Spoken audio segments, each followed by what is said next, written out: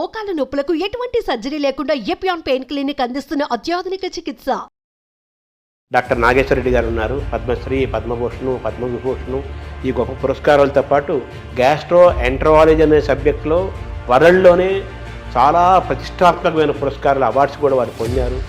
ఇటుపక్క ప్రభుత్వం నుంచి ఇచ్చే సివిలియన్ అవార్డ్స్తో పాటు ఆ రంగం గుర్తించిన అవార్డ్స్ కూడా చాలా అత్యంత విలువైనగా భావిస్తారు డాక్టర్స్. అవన్నీ పొందారు. వారిని అడిగి గ్యాస్ట్రో ఎంటరాలజీకి రిలేటెడ్గా చూసుకుంటూ మన కడుపు, జీర్ణాశయం, ఆరోగ్యం, ఆహారం, ఆనందం, సుఖం, లాంగివిటీ ఆఫ్ లైఫ్ స్ట్రాంగ్గా ఉండాలంటే ఏం చేయాలి, ఏం చేయకూడదు, ఇవన్నీ కూడా డాక్టర్ గారి ద్వారా మనం తెలుసుకునే ప్రయత్నం చేద్దాం. ₹1 జీతాన్ని కూడా ఇవ్వడానికి 10 ఏళ్ల క్రితం మీకు అవకాశం వచ్చినా కానీ అవన్నీ వదులుకొని, ఎందుకంటే మనం ఎందుకు గట్ హెల్త్ విషయంలో వెనకబడ్డాము. చాలా వరకు ఈ బ్యాక్టీరియా కంట్రోల్లో జరుగుతుంది. ఐశ్వర్య రాయ్ అని యాక్ట్రెస్ ఆమె she is example of perfect health. అంత డిఫరెన్స్ ఉందా బ్యాక్టీరియా? థర్డ్ థింగ్ ఏమంటే as far as possible normal delivery encourage చేయాలి, సిజేరియన్ డెలివరీ చేయాలి. ఫుడ్ ఈజ్ మెడిసిన్ కూడా అంటున్నారు. దానికి మేము చాలా రీసెర్చ్ చేశాను మెడిటరేనియన్ ఫుడ్ అని. అన్నం తింటే తొందరగా అరుగుతుంది, ఈజీ డైజెస్టివ్ అనే మనకి ఈజీ డైజెషన్ మనకు మంచిది కాదు. మన భారతదేశాన్ని బ్లూ జోన్గా మార్చలేమా? బ్లూ జోన్ అంటే ఒకరిద్దరు పాటించింది కాదు. అంటే బ్లూ జోన్గా మారడం అంటే ఏం చేయాలి సార్? అందరూ అక్కడ 100 years బతుకుతారు. ఫుడ్ అండ్ యాక్టివిటీసే మెయిన్. ఎక్సర్సైజ్లో 2 types ఉన్నాయి. కొంతమందికి మార్నింగ్ ఎక్సర్సైజ్ చేస్తే మంచిది, కొంతమందికి రాత్రి చేస్తే మంచిది. అంటే స్లీప్ చేతిలో మనం ఉన్నామా? స్లీప్ మన చేతిలో తెచ్చుకోవచ్చు. స్లీప్ మన చేతి తెచ్చుకోవచ్చు. ఆ sun rise sunset timing maintain చేస్తాం. బాడీ మంది కదా, ఓన్ యువర్ ఓన్ బాడీ అంటాం మనం. ఒక్కొక్క దానికి ఒక్కొక్క ఏజ్ ఉంటుంది. Human beings actually 120 years normal. బ్యాంకులు లాగా స్టూల్ బ్యాంకులు వస్తాయని మంచి హెల్తీ పీపుల్ని స్టూల్ తీసుకుంటే. ఈ ఐబిఎస్ గురించి కూడా చాలా చర్చ జరుగుతుంది. IBS 30% of normal population IBS ఉంది. ఐబిఎస్ అంటే ఏమి? డైరియా రావచ్చు, కాన్స్టిపేషన్ రావచ్చు, పెయిన్ రావచ్చు, ఈ కాంబినేషన్లో రావచ్చు. ప్లాస్టిక్ దాని రోల్ కూడా ఉంది కదా సార్ అందులో. ఆ ఫ్యాటీ లివర్ పెరుగుతుంది కదా ఇప్పుడు. ఫ్యాటీ లివర్ ఉన్న వాళ్ళు ఫ్యాటీ లివర్తో చనిపోరు. అంత తొందరగానే వచ్చేస్తే I'm aiming in 5 years time. మన జీన్స్ వల్లనే మనకి ఈ ఫ్యాటీ లివర్ పెరుగుతుంది, పొట్టలు వస్తున్నాయి, పొట్ట పెరుగుతుంది అంటున్నారు కదా. ఈ ఎపిజెనెటిక్స్ టెక్నిక్స్లో ఈ జీన్స్ని బ్లాక్ చేశారు. ఈ ఒబెసిటీని తగ్గించడానికి, డయాబెటీస్ని కంట్రోల్ చేయడానికి ఇంజెక్షన్స్ వచ్చాయి అంటున్నారు. మెడికల్ షాప్స్లో అమ్ముతున్నారు, తీసుకొని తప్పు చేయకూడదు. అది ఎందుకు అంటే మేజర్ గోల్ ఏంటి సార్ అంటే హెల్త్ ఫర్ పీపుల్. భారతదేశానికి నోబెల్ రాదా? మనం పని చేస్తూ ఉంటే ఏజీని ఎలా చూడాలనుకుంటున్నారు భవిష్యత్తులో? మీరు డాక్టర్స్కి, పబ్లిక్కి, ప్రభుత్వాలకి ఇచ్చే ఒక సింగిల్ మెసేజ్ ఏంటి సార్?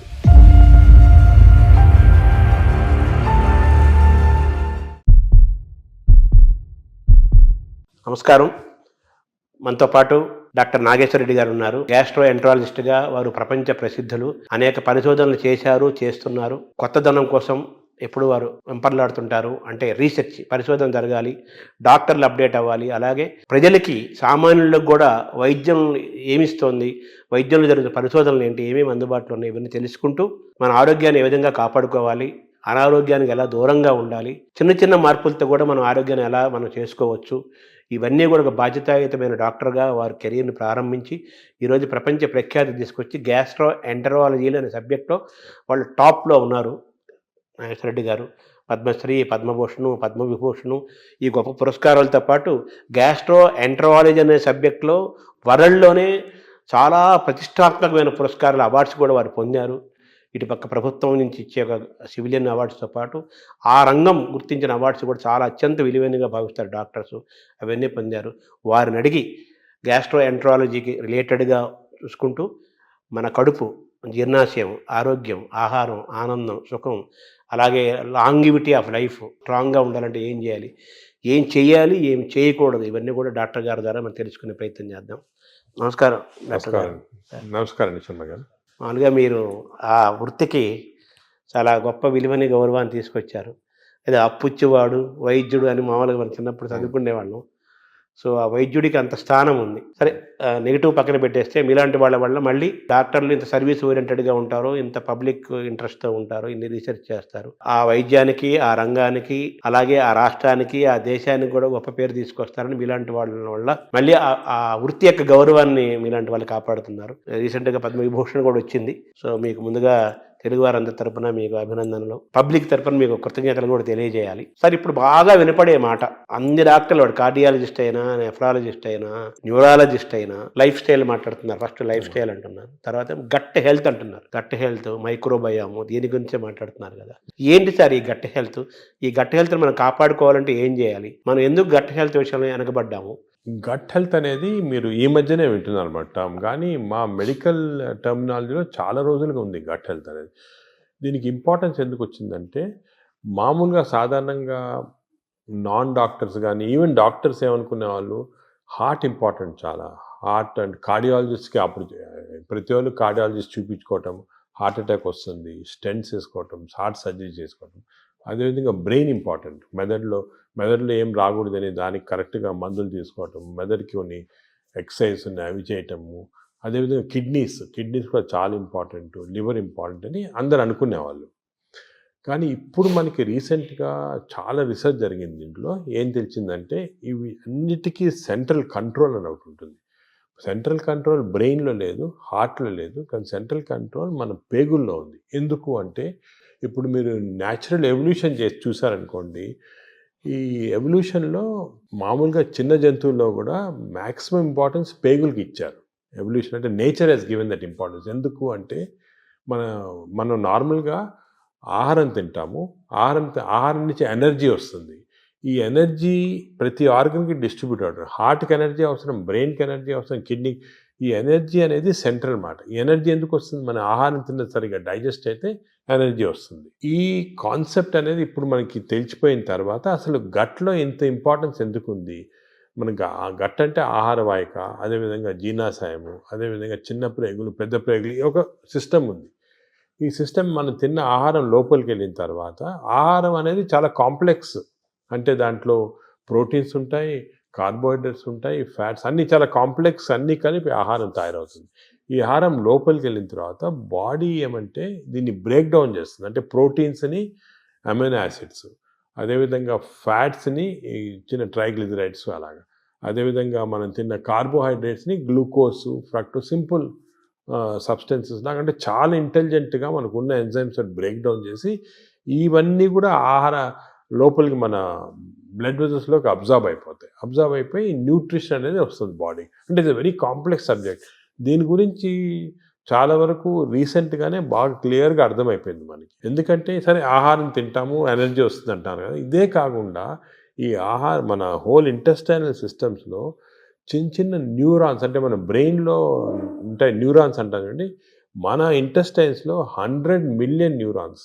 అంటే మనం అనుకునేది ఇంటెస్టైన్స్ మామూలుగా ఏదో పేగులు డైజెషన్ ఉన్నా, కానీ దాని ఇంటెలిజెన్స్ మాట. అంటే 100 మిలియన్ న్యూరాన్స్ ఉన్నాయంటే ఎంత ఇంటెలిజెన్స్ ఉంటుందండి. ప్రతి న్యూరాను అంటే మన పేగులు కూడా ఆలోచిస్తుంటాయి, ఇది మంచి ఆహారమా చెడ్డ ఆహారం, ఈ ఆలోచనని దాంట్లో ఉన్నాయి. అదే కాకుండా ఇంకొక ఇంట్రెస్టింగ్, మన పేగుల్లో హార్మోన్స్ ప్రొడ్యూస్ చేస్తాయి, neuro endocrine tumours. Neuro endocrine cells మనకి బాడీలో అంతా హార్మోన్స్, అంటే థైరాయిడ్ ఉంది, అదేవిధంగా ప్యాన్క్రియాస్లో ఇన్సులిన్ వస్తుంది, పారాథైరాయిడ్ ఉంది, ఇవన్నీ కూడా హార్మోన్స్ డిఫరెంట్ బాడీ సిస్టమ్స్లో ఉన్నాయి. కానీ మన ప్రేగుల్లో అన్ని బాడీలో ఉన్న హార్మోన్స్లో ఉన్న సెల్స్ కన్నా కూడా ఎక్కువ సెల్స్ ఇంటెస్టైన్స్లో ఉన్నాయి. అంటే ప్రేగుల్లో నరాలు ఉన్నాయి, అదేవిధంగా హార్మోన్స్ ఉన్నాయి. ఇవన్నీ కోఆర్డినేటెడ్ మెకానిజంగా పనిచేస్తాయి. ఇప్పుడు మనకి నాలెడ్జ్ వచ్చింది. అంటే మనం ఆహారం, ఫర్ ఎగ్జాంపుల్ గ్లూకోజ్ తిన్నాం అనుకోండి, ఎక్కువ గ్లూకోజ్ తింటే, అంటే ఎక్కువ షుగర్ తింటే షుగర్ ఎక్కువ అవుతుంది బాడీలో అని మనకు తెలుసు. కానీ ఇప్పుడు ఎలా తెలిసిందంటే అంత సింపుల్ కాదు. మనం తిన్న ఆహారం అంటే గ్లూకోజ్ కానీ ఏదన్నా కానీ షుగర్ కానీ బాడీలోకి వెళ్ళిన తర్వాత బాడీలో చిన్న ప్రేగులో సెన్సర్స్ ఉంటాయి. ఇది గ్లూకోజ్ని లోపల తీసుకుంటామా వద్దా, తీసుకుంటే బాడీకి ఏ పార్ట్కి పంపిస్తాము, అంటే నరాలు, హార్మోన్స్ అన్నీ కోఆర్డినేట్, చాలా ఎలక్ట్రికల్ సిస్టమ్లా కోఆర్డినేషన్ జరిగి ఇంటెలిజెన్స్ సిస్టమ్ అంటాం దాన్ని.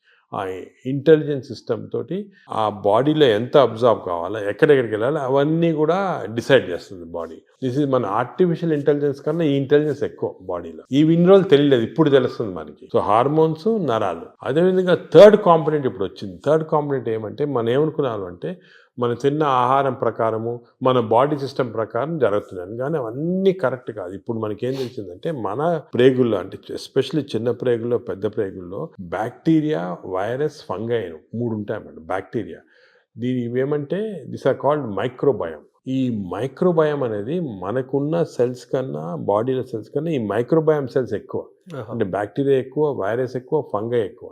ఇవి జీన్స్, దీంట్లో జీన్స్ మనం లెక్క పెట్టగలిగితే ఈ జీన్స్ దీంట్లో 2 మిలియన్ జీన్స్ ఉన్నాయి. మన బాడీలో 20,000 జీన్స్ ఉన్నాయి. అంటే మనకి we are completely controlled by this microbiome bacteria. ఎందుకంటే అన్ని జీన్స్ ఉన్నాయి దాంట్లో. అంటే మన డిఎన్ఏ దానికి రిలేటెడ్ ఉంటుంది. డిఎన్ఏ, మన డిఎన్ఏ బ్యాక్టీరియా డిఎన్ఏ కాన్స్టెంట్గా they are touching each other, talking to each other. మన ఆహారం ఎంత తీసుకున్నా డైజెషన్ అది జరుగుతుంది కదా, ఎంత అబ్జార్బ్ కావాలి, ఎంత వెళ్ళాలని ఈ క్రాస్ టాక్ వల్ల జరుగుతూ ఉంది. మనం తిన్నదానిపైన డిసైడ్ కాదు, ఈ మైక్రోబయామ్ పైన కూడా డిసైడ్ అవుతుంది. సపోజ్ మంచి మైక్రోబయామ్ ఉందనుకోండి, మనని ప్రొటెక్ట్ చేస్తుంది. అరే ఈ బాడీని ప్రొటెక్ట్ చేయాలి, మనం ఈ బాడీలో ఉన్నాము, దీన్ని ప్రొటెక్ట్ చేయాలా అండ్ మంచి సబ్స్టెన్సెస్ అబ్జర్వ్ చేసి చెడ్డ సబ్స్టెన్సెస్ బయటికి పంపించేస్తుంది, మన మోషన్ ద్వారా వచ్చేస్తుంది. అదే చెడ్డ మైక్రోబయామ్ ఉన్నాయనుకోండి, అంటే ఇది ఎలాగంటే ఎగ్జాంపుల్, ఒక దేశంలో ప్రజలు ఉంటారు, మంచి ప్రజలు ఉంటారు, చెడ్డ ప్రజలు ఉంటారు. మంచి ప్రజలు ఈ దేశానికి ఏమైనా చేయాలా, అవి చేయాలా అని ఆలోచిస్తూ ఉంటారు. అదే చెడ్డ ప్రజలు టెర్రరిస్ట్ ఎలా దీన్ని డిస్ట్రాయ్ చేస్తాము అని. మన బ్యాక్టీరియా కూడా బాడీలో అలాగే మంచి ప్రజలు చెడ్డ ప్రజలు ఉన్నట్టు మంచి బ్యాక్టీరియా చెడ్డ bacteria, good bacteria bad bacteria. ఈ బ్యాడ్ బ్యాక్టీరియా ఎప్పుడు ఇలా బాడీని ఎలా డిస్ట్రాయ్ చేస్తాము, ఈ బాడీలో షుగర్ ఎలా ప్రొడ్యూస్ చేస్తాము, ఈ బాడీకి హార్ట్ ఎలాగ చెడిపేస్తాము, ఈ బాడీకి బ్రెయిన్ ఎలా చెడిపేస్తాము కాన్స్టెంట్గా ఉంటాయి. So there is a constant big battle మన ప్రేగుల్లో. బ్యాడ్ బ్యాక్టీరియా గుడ్ బ్యాక్టీరియాకి ఇప్పుడు వార్ జరుగుతూ ఉంది లోపల. పెద్ద సైన్యం ఉంది, అంటే మిలియన్స్ మన అంత పెద్ద సైన్యం ఉంది. మనకి గుడ్ బ్యాక్టీరియా గెలిస్తే మనకి మంచిది బాడీకి. సో ఈ heart attacks, brain strokes, kidney damage ఇవన్నీ కూడా కొంతవరకు మనం అనుకున్నట్టు ఫిజియాలజీ ప్రకారం జరుగుతుంది, కానీ చాలా వరకు ఈ బ్యాక్టీరియా కంట్రోల్లో జరుగుతుంది. మనకు తెలిసిపోయింది ఇప్పుడు.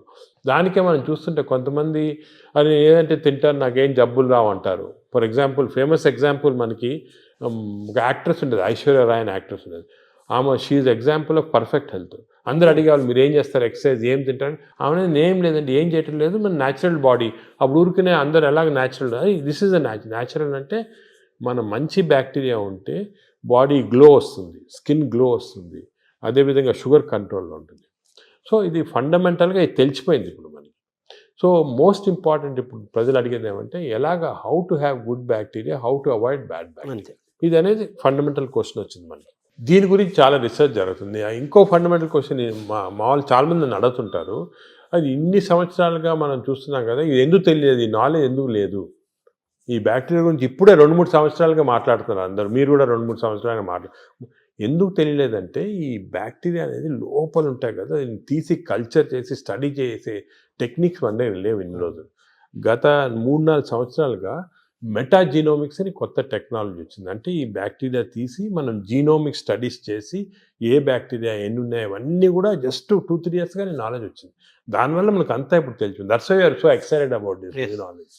ఎందుకంటే ఈ కొత్త నాలెడ్జ్ ఇప్పుడు వచ్చింది కదా, ఇవన్నీ క్లారిఫై అయిపోతున్నాయి పాయింట్స్. మెటాజీనోమిక్స్ మేము మా హాస్పిటల్లో పెద్ద ల్యాబ్స్ పెట్టాము, మెటబాలోమిక్స్, దాని తర్వాత మెటాజీనోమిక్స్, మైక్రోబయామ్ ల్యాబ్ అని స్టార్ట్ చేసి ఇవన్నీ స్టడీ చేస్తున్నాం. అంటే ఈ మైక్రోబయామ్స్ ఉన్నాయి కదా, అవి కూడా దే ఆర్ ప్రొడ్యూసింగ్ సబ్స్టెన్సెస్, ఈ అని మెటబొలైట్స్ అంటారు.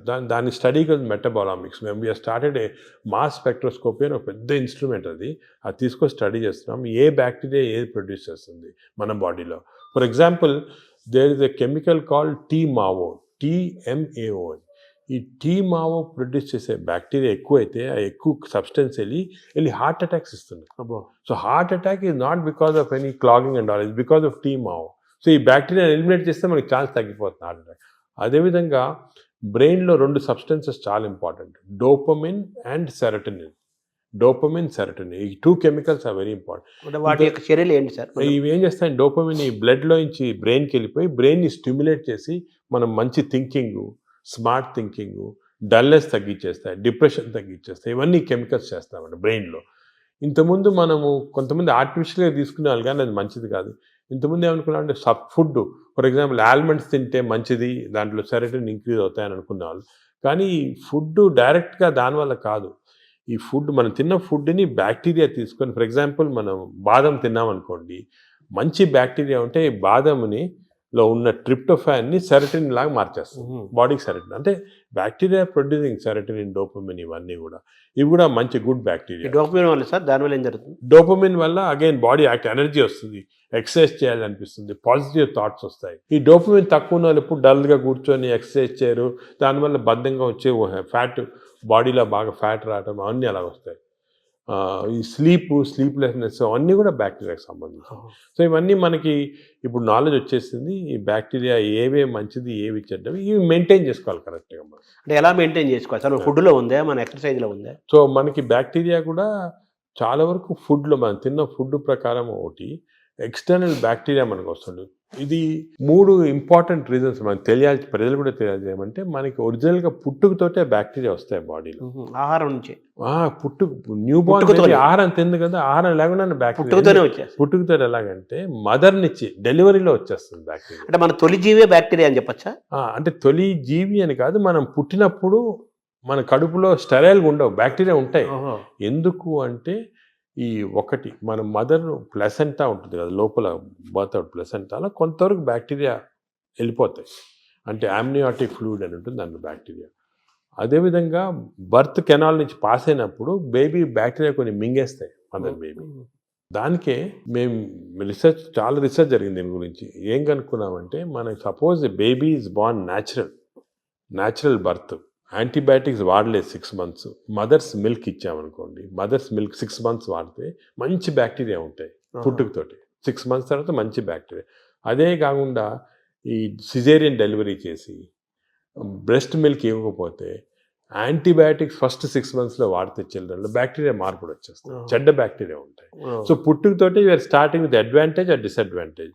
అడ్వాంటేజ్ ఆర్ డిసడ్వాంటేజ్ పాపం మా బేబీ డిసైడ్ చేయదు, మదరు, పేరెంట్స్, డాక్టర్ వాళ్ళు డిసైడ్ చేస్తారు. అంటే ప్రెగ్నెన్సీ దశలోనే ప్రీ ప్రెగ్నెన్సీ దశ నుంచే అవేర్నెస్ ఉండాలంటారా? అంటే అంటే మనకి యాంటీబయాటిక్స్ మదర్ కూడా వాడకూడదు, ఎంత తక్కువ వాడితే అంత మంచిది.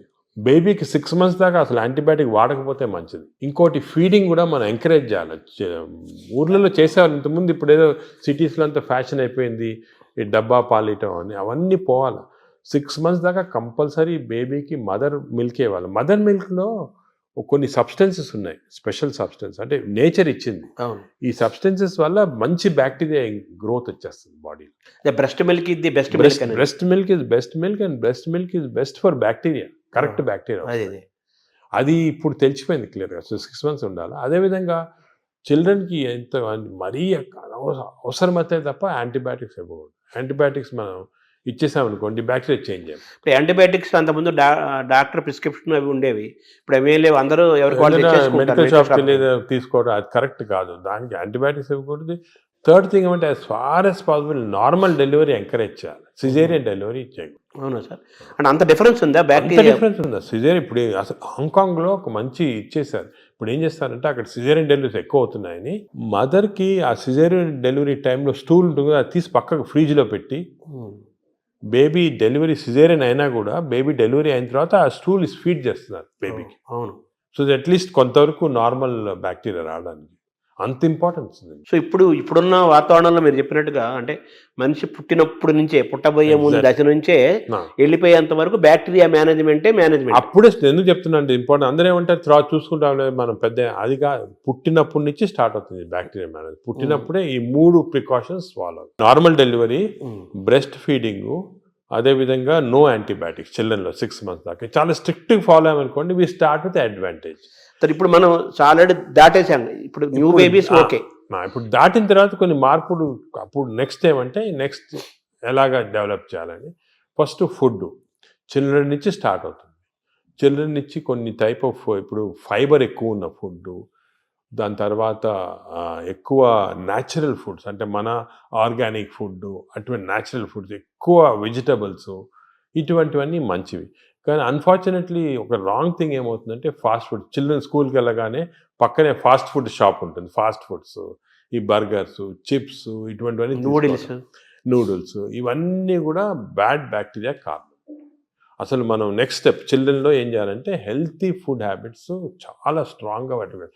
ఇంకోటి వర్స్ట్ ఏమంటే, ఈ సోడా డ్రింక్స్, ఫ్రక్టోస్ అని ఉంటుందండి, ఈ కార్న్ సిరప్ ఉంటుంది, ఈ సోడాస్లో చాలా రాంగ్ బ్యాక్టీరియా వచ్చేస్తాయి. Cool drinks sir? Cool drinks అస్సలు తీసుకోకూడదు. Cool drinks even fruit juice కూడా ఐ డోంట్ అడ్వైస్. ఫ్రూట్స్ మంచిది, ఎందుకంటే ఫైబర్ ఉంటుంది. ఫ్రూట్ జ్యూస్లో ఏముంటుంది, ఒట్టి ఫ్రక్టోస్ ఉంటుంది. ఫ్రక్టోస్ అనే సబ్స్టెన్స్ గ్లూకోజ్ కన్నా కూడా డేంజరస్. అసలు దానికి కూల్ డ్రింక్స్, ఫ్రూట్ జ్యూసెస్ తాగకూడదు. అందరు మిస్టేక్ అంటే కూల్ డ్రింక్స్ తాగడం లేదు, ఫ్రూట్ జ్యూస్ తాగుతున్నాడు. ఫ్రూట్ జ్యూస్ తాగకపోతే ఫ్రూట్ తినొచ్చు కదా. అవును, ఫ్రూట్లో ఫైబర్ ఉంటుంది, న్యాచురల్ అది. మీకు ఫ్రూట్ జ్యూస్లో ఫ్రక్టోస్ వచ్చి బాడీకి మంచిది కాదు ఫ్రక్టోస్. సో అది we should avoid completely. So children, next step baby నుంచి చిల్డ్రన్లో ఏమంటే we should advise them healthy foods. ఈ మిడ్ డే మీల్స్ కూడా స్కూల్లో పెడతారు, అవి కూడా ఒకటేమంటే ఈ ఫాస్ట్ ఫుడ్స్ అవాయిడ్ చేయాలి. Second, hygiene important. ఇప్పుడు ఏమంటే ఈ మిడ్ డే మీల్స్ కుకింగ్లో మనం చూస్తుంటాం, చాలా బ్యాడ్ హైజీన్ వల్ల బ్యాడ్ బ్యాక్టీరియా వస్తుంది. అది కూడా కొంచెం కంట్రోల్ చేయాలి. ఫైబర్ అది కంట్రోల్ చేయాలి, చాలా important. So these are all very important children level. ఇంకోటి, చిల్డ్రన్లో ఫిజికల్ యాక్టివిటీ బాగుంటే మంచి బ్యాక్టీరియా వస్తున్నాయని అది కూడా తెలిసిపోయింది. యాక్టివిటీ సెల్ ఫోన్కి అటాచ్ అయిపోతున్నారు అంతే, అది తప్పది. సో చిల్డ్రన్లో ఫిజికల్ యాక్టివిటీ వల్ల కూడా బ్యాక్టీరియా చేంజ్ అవుతున్నాయి. So we have to encourage sports, physical activity.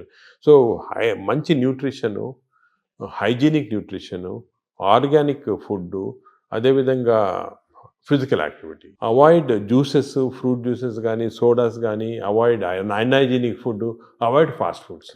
Simple. అంటే చిన్నపిల్లలు, టీనేజర్స్, అడోలసెన్స్, తర్వాత అలా ఏజ్ పెరుగుతూ నెక్స్ట్ ఏజ్ ఇప్పుడు ఏమంటే ఇంకోటి బ్యాక్టీరియా మేము ఏం చూసామంటే, చిన్నప్పుడు మార్పులు చేయటం సులభం, పెద్ద అయిన తర్వాత కష్టం, అంత ఈజీ కాదు, చాలా ఎఫర్ట్ పెట్టాలి పెద్ద అయిన తర్వాత చేంజ్ చేయడానికి. మీరు ఫుడ్ అనేది చాలా ఇంపార్టెంట్, ఫుడ్ ఈజ్ మెడిసిన్ కూడా అంటున్నారు. ఆ ఫుడ్ దానికే మేము చాలా రీసెర్చ్ చేశాను, మెడిటరేనియన్ ఫుడ్ అనేది. ఫర్ ఎగ్జాంపుల్ కొన్ని టైప్స్ ఆఫ్ ఫుడ్, ఈ కోకోనట్ వాటర్ అనుకోండి, 2 గ్లాసులు కోకోనట్ వాటర్ తాగితే మంచి బ్యాక్టీరియా ఉంటుంది. అదేవిధంగా బ్లాక్ కాఫీ, అసలు మిల్క్ అనేది రాంగ్ కాన్సెప్ట్. పెరుగు మంచిది కానీ పాలు మంచిది. ప్రోబయోటిక్ అంటారు కదా, పెరుగులో ప్రోబయోటిక్స్ ఉంటాయి. ప్రోబయోటిక్స్ జనరల్, పాలు మంచిది కాదు. ఎందుకంటే మనం వేరే స్పీసీస్ పాలు తాగుతున్నాం. మదర్ మిల్క్ మంచిది బేబీకి. అవును, 6 months అయిన తర్వాత వేరే స్పీసీస్ పాలు మంచిది కాదు. ఎందుకంటే పాలు, ఒక స్పీసీస్లో పాలు is meant only for that species. ఇప్పుడు ఆవు పాలు అనుకోండి, ఆవు పాలు అంటే దూడకు మంచిది, అది గ్రోత్కి మంచి, చాలా ఎక్స్పోనెన్షియల్ గ్రోత్ అవుతుంది బేబీ. కాఫీ మంచిది కానీ వేరే మనం తాగటం మంచిది. అంటే మన వాళ్ళు ఆయుర్వేదం కూడా మనం సెకండ్ మాట్లాడుకుంటే వాళ్ళు ఏమంటారంటే ఆవు నెయ్యి, ఆవు పాలు, ఆవు ద్వారా వచ్చేదంతా కూడా మనకు మంచిది, బ్రెయిన్. ఆవు పాలు కాదు, ఆవు గీ పర్వాలేదు కానీ ఆవు పాలు మనకి కర్డ్స్ ఫామ్లో, అటువంటి ఫామ్లో మంచిగా. యాక్చువల్ మిల్క్ తీసుకుంటే దట్ ఆవు పాలు మెంట్ ఓన్లీ ఫర్ కాఫ్, అంటే వాళ్ళ పిల్లలకి అంతే. మనం వేరే స్పీసీస్ పాలు దాటం కరెక్ట్ కాదు, అది నేచర్ అగెయిన్స్ట్. అది అంటే మనుషులు వాళ్ళు తీసుకోవాలి, మనుషులంటే అంతే, exact same species, that is nature.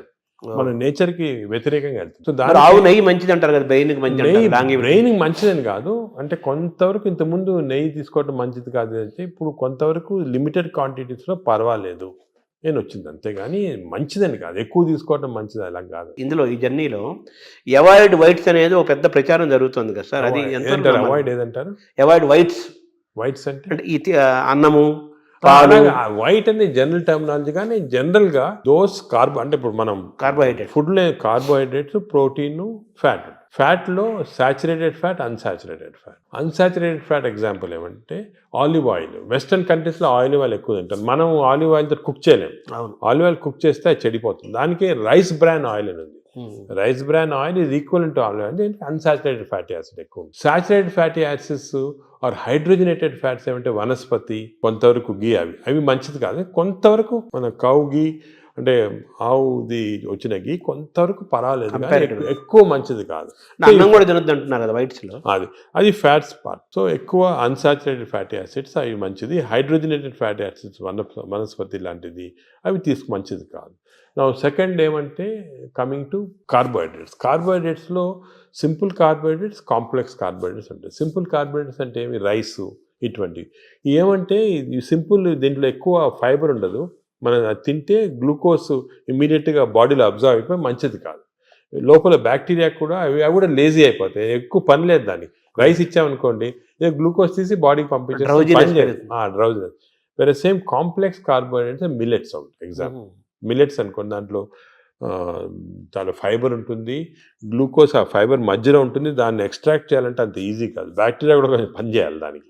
అంటే ఒకప్పుడు మనం రాగులు, సజ్జలు, మంచి జొన్నలు, ఆరికలు, కొర్రలు, రాగులు కానీ మంచిది, ఈ సొరగము అవన్నీ కూడా అంటే మిల్లెట్స్ ఆర్ వెరీ గుడ్. ఇవి మనం రియలైజింగ్ నా ఎక్కువ మిల్లెట్స్ తింటే మంచిది అది. సో దీస్ కార్బోహైడ్రేట్స్లో మిల్లెట్స్ ఎక్కువ కాన్సన్ట్రేట్ చేసేసి polished, especially polished rice avoid చేయాలి. అంటే మామూలుగా అన్నము కంపారిటివ్ గా అన్నం తింటే తొందరగా అరుగుతుంది, ఈజీ డైజెస్టివ్ అనే మనకి ఈజీ డైజెషన్ మనకు మంచిది కాదు. మనకి ఈజీ డైజెషన్ అంటే పేషెంట్స్కి బాగా వీక్ ఉన్న వాళ్ళకి అవసరం, కానీ మనకి normal human being complex digestion మంచిది. ఎందుకంటే కాంప్లెక్స్ డైజెషన్లో ఫైబర్, దీన్ని గ్లైసిమిక్ ఇండెక్స్ అంటారు, ఒక టర్మినాలజీ పబ్లిక్ కూడా తెలియాలి. గ్లైసిమిక్ ఇండెక్స్ అంటే ఏమంటే మన ఆహారం తిన్నామంటే మన బ్లడ్ షుగర్ లెవెల్ ఎంత ఇంక్రీజ్ అవుతుంది.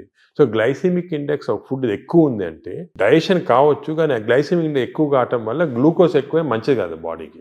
సో రైస్కి, షుగర్కి మ్యాక్సిమం గ్లైసిమిక్ ఇండెక్స్, ఎందుకంటే షుగర్ తినడానికి ఇమీడియట్ గ్లూకోజ్ ఎక్కువ అవుతుంది, రైస్ తినడానికి కొంతవరకు అవుతుంది. కానీ కాంప్లెక్స్ కార్బోహైడ్రేట్స్ మిల్లెట్స్ అయితే గ్లైసిమిక్ ఇండెక్స్ తక్కువ.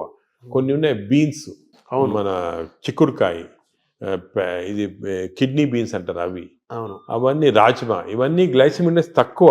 అవి కూడా కార్బోహైడ్రేట్స్, గ్లైసిమిక్ ఇండెక్స్ తక్కువ. అంటే అవి తింటే దాంట్లో ఫైబర్ నుంచి గ్లూకోజ్ బయటికి లాగాల, బ్యాక్టీరియా పనిచేయాలి, అన్ని చేసి స్లోగా గ్లూకోజ్ ఇంక్రీజ్ అవుతుంది. సో దట్ ఈస్ నాట్, అది మంచిది. లో గ్లైసిమిక్ ఇండెక్స్ అంటే మంచిది. సో ఇది కార్బోహైడ్రేట్స్. సో అరుగుదల రైస్ తింటే మంచిది అరగటం అనేది మంచిది కాదు, తొందర అరగకూడదు, డిలేగా. థర్డ్ ఆస్పెక్ట్ ప్రోటీన్లో మనకి యానిమల్ ప్రోటీన్, వెజిటబుల్ ప్రోటీన్ అంటే ఈ స్ప్రౌట్స్, దాల్స్, ఇవన్నీ వెజిటబుల్ ప్రోటీన్. యానిమల్ ప్రోటీన్లో కొన్ని మంచి ఉంది, చెడు ఉంది. Animal protein high quality protein, for example eggs అనుకోండి, మంచిది యానిమల్ ప్రోటీన్. అదేవిధంగా కొంతవరకు ఫిష్ మంచి ప్రోటీన్, అంటే దాంట్లో ఎక్కువ ఫ్యాట్ లేదు. కానీ ఇప్పుడు రెడ్ మీట్ అనుకోండి, దాంట్లో సాచురేటెడ్ ఫ్యాట్ ఎక్కువ, అది మంచిది కాదు. అసలు రెడ్ మీట్ అనేది తినకూడదు అసలు. ఈ రెడ్ మీట్ వల్ల మనకి బాడీ హార్మ్ కాకుండా ఈ బాడీలో క్యాన్సర్స్ రావటము, కోలన్ క్యాన్సర్స్ వెస్టర్న్ కంట్రీలో చాలా ఎక్కువ పాలిప్స్ అది రెడ్ మీట్ వల్ల. So red meat complete avoid చేస్తేనే బెటర్.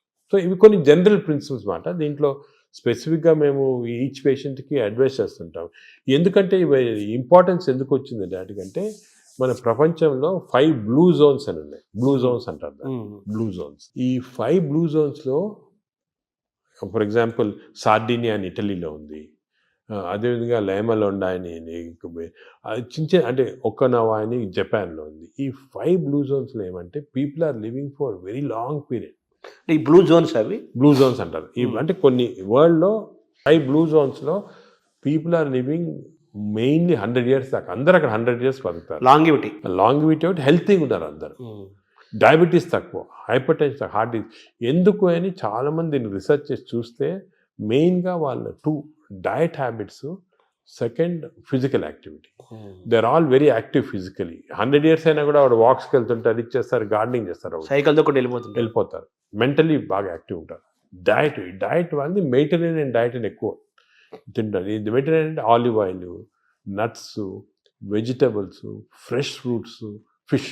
ఫుడ్ అండ్ యాక్టివిటీసే మెయిన్. ఫుడ్ ఇటువంటి ఫుడ్ అంటే మన బాడీకి ఎక్కువ స్ట్రెయిన్ లేకుండా మంచి ఫుడ్. ఇవి మేము యాక్చువల్లీ మా దాంట్లో రీసెర్చ్ చేసి ఇటువంటి ఫుడ్ ఆలివ్ ఆయిల్ మనం తినలేము. దెన్ ఇవి కన్వర్టెడ్ ఇటు ఇండో మెడిటరేనియన్ డయట్. మా వెబ్సైట్లో దొరుకుతుంది, మీకు 400 రెసిపీస్ ఉన్నాయి.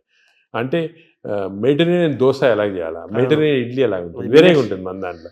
మన ఇడ్లీ అనుకోండి రిఫైన్డ్ కార్బోహైడ్రేట్, అది తింటే గ్లూకోజ్ తక్కువ ఇంక్రీజ్ మంచిది కాదు. మెడిటరేనియన్ ఇడ్లీ తింటే అలా కాదు, స్లోగా డైజెస్ట్ అయ్యి బాడీకి మంచిది. సో ఏమంటే అంటే మామూలుగా అందరికి ఉన్న నోషన్ ఏంటంటే తొందరగా అరిగేది మంచి ఫుడ్ అని, తర్వాత మన బాడీ చాలా బాగా పనిచేస్తుంది అని ఫీలింగ్లో ఉంటారు. తప్పు. అదే ఐ వాంట్ వినండి, అసలు అరుగుదల స్లోగా అరిగేది మంచిది. Body has to work for digestion. బాడీలో స్లోగా గ్లూకోజ్ రావాలా. పేషెంట్స్కే మనకి వి వాంట్ క్విక్ డైజెషన్ ఉంటుంది, మన నార్మల్ పీపుల్కి అది మంచిది కాదు. సార్, ఈ ప్రోటీన్ గురించి మీరు చెప్పారు కదా, ఫిష్, ఎగ్స్ ఇవి చెప్పారు. అయితే నాన్ వెజిటేరియన్ వాళ్ళకి ఎక్కడ? వెజిటేరియన్ వాళ్ళకి ప్రోటీన్స్ చాలా. అసలు వెజిటేరియన్ ప్రోటీన్ మంచి ప్రోటీను, దాల్, స్ప్రౌట్స్, ఆల్ లెంటిల్స్లో ప్రోటీన్స్ ఉంటాయి. ఈ బీన్స్, ఇటువంటి దాంట్లో కూడా పెసర మంచిది. ఇప్పుడు దోశ బదులు పెసరట్టు తినండి, మంచిది. మన పెసరట్టు మంచిది చాలా. మీరు ఒక 2 రోజులు దోశలు ఇడ్లీలు ఆపేసి పెసరట్టు తినండి, మంచిది చాలా. పెసరట్టు మన ట్రెడిషనల్గా చూడండి, పెసరట్టు, కోకోనట్ చట్నీ, సాంబారు, అల్లం పచ్చి, ఇవన్నీ మంచి అసలు హెల్తీ. అలా తిన్నాం అనుకోండి మనకి మంచి హెల్త్కి మంచిది. సో ఈ western breakfast toast butter egg అన్న బదులు ఇవి మంచి మాట. అంటే మామూలుగా ఈ ప్రపంచం పెద్దది, ఒక్కొక్క ప్రాంతంలో ఒక రకమైన శీతోష్ణ స్థితి, అంటే చలి శీతోష్ణ పరిస్థితుల్లో ఒక్కో ప్రాంతానికి ఒక్కో రకంగా ఉంటాయి, జీన్స్ ఒక్కో రకంగా ఉంటాయి. దీన్ని స్టడీ చేసి కొన్ని వందల వేల సంవత్సరాల క్రితమే ఆయా ప్రాంతాలకి ఈ ఆహారం మన వాళ్ళు డిసైడ్ చేశారు. 100 ఏళ్ల నుంచి మనం అవే ఫాలో అవుతున్నాము కదా. ఇప్పుడు ఇది మారడం లేదు. నేను అనేది ఏమంటే మనం ఏ ప్రాంతంలో ఉన్నామంటే ఆ ప్రాంతము భోజనం ఫుడ్స్ అడాప్ట్ చేయడం మంచిది. అవును, మీరు చెప్పాను కదా, ఫర్ ఎగ్జాంపుల్ పెసరట్టు మన దాంట్లో, అలాగా చాలా చిక్కుడుకాయతో చేస్తారు, లాల్తో చేస్తారు, సాంబారు, ఇటువంటివన్నీ హెల్తీ ఫుడ్స్. ఇవి మనము అదే కంటిన్యూ చేయాలి. బట్ ఏమంటే కొత్తగా వెస్టర్నైజ్ ఫుడ్స్, ఇప్పుడు ఇడ్లీ కూడా మనకి వేరే టైప్స్లో చేయొచ్చు. పురాణాలు వేరే మామూలుగా ప్యూర్ ఇడ్లీ వచ్చింది అనుకోండి, కంప్లీట్ డైజెస్టెడ్, అవన్నీ మోడర్న్. ఇది అది ఆవిరికూడు అనేవాళ్ళు, ఆవిరికూడు అనేవాళ్ళము. అలాగే ఇప్పుడు మనము ఆపం తీసుకోండి, ఆపం కూడా బాగా స్టీమ్డ్, అది మంచి ఇది, అది కేరళ వాడు ఎక్కువ తింటారు, అది తింటారు మన దగ్గర కూడా. సో ఇటువంటివన్నీ ఒరిజినల్ డైట్స్ అని మనం ఫాలో అయ్యి ఈ కొత్త అడిషన్స్ వచ్చాయి చూడండి, అవి మంచిది కాదు. మన ఏ రీజన్లో ఉంటే ఆ ఆహారం తింటాం. కేరళ అనుకోండి, ఆ కేరళ వాళ్ళు తిన్న ఆహారం అది మంచిది, లోకల్గా వాళ్ళకి ఎక్కడ గ్రో అయిన ఆహారం తింటే అది చాలా మంచిది. మన ఈ వెస్టర్నైజ్ డైట్స్ వచ్చి చాలా ఇచ్చేస్తుంది. ఈ వెస్టర్నైజ్ డైట్స్ కూడా మన డైట్స్కి అడాప్ట్ చేసుకోవాలి.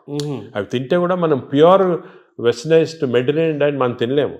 మన దానికి అడాప్ట్ చేసుకొని తింటే మనకి మంచిది. మన దోశలు వాళ్ళు తింటున్నారు, వాళ్ళ బర్గర్లు పిజ్జాలు మనం తింటున్నాం. అదే మిస్టేక్. ఇప్పుడు మామూలుగా నేను విన్నాను, ఎవరో చెప్పగా విన్నాను, ఈ బ్యాక్టీరియా మైక్రోబయోమ్ ఇంపార్టెంట్ అని చెప్పారు కదా మీరు. ఈ క్రమంలో అసలు మన బ్యాక్టీరియా ఆల్మోస్ట్ మనం కోల్పోయి యూరోపియన్ బ్యాక్టీరియా వచ్చేసింది అంటున్నారు మనలోకి. అది కరెక్ట్. అంటే స్లోగా ఈ వెస్టర్నైజేషన్ వల్ల మనకి మంచి బ్యాక్టీరియా ఉంది, అది పోయి బ్యాడ్ బ్యాక్టీరియా వచ్చి ఓవర్టేక్ చేస్తూ ఉంది. సో మనం ఇప్పుడు అగైన్ దీని గురించి కూడా మేము చాలా రీసెర్చ్ చేస్తున్నాము. We are studying bacteria in different people in different places.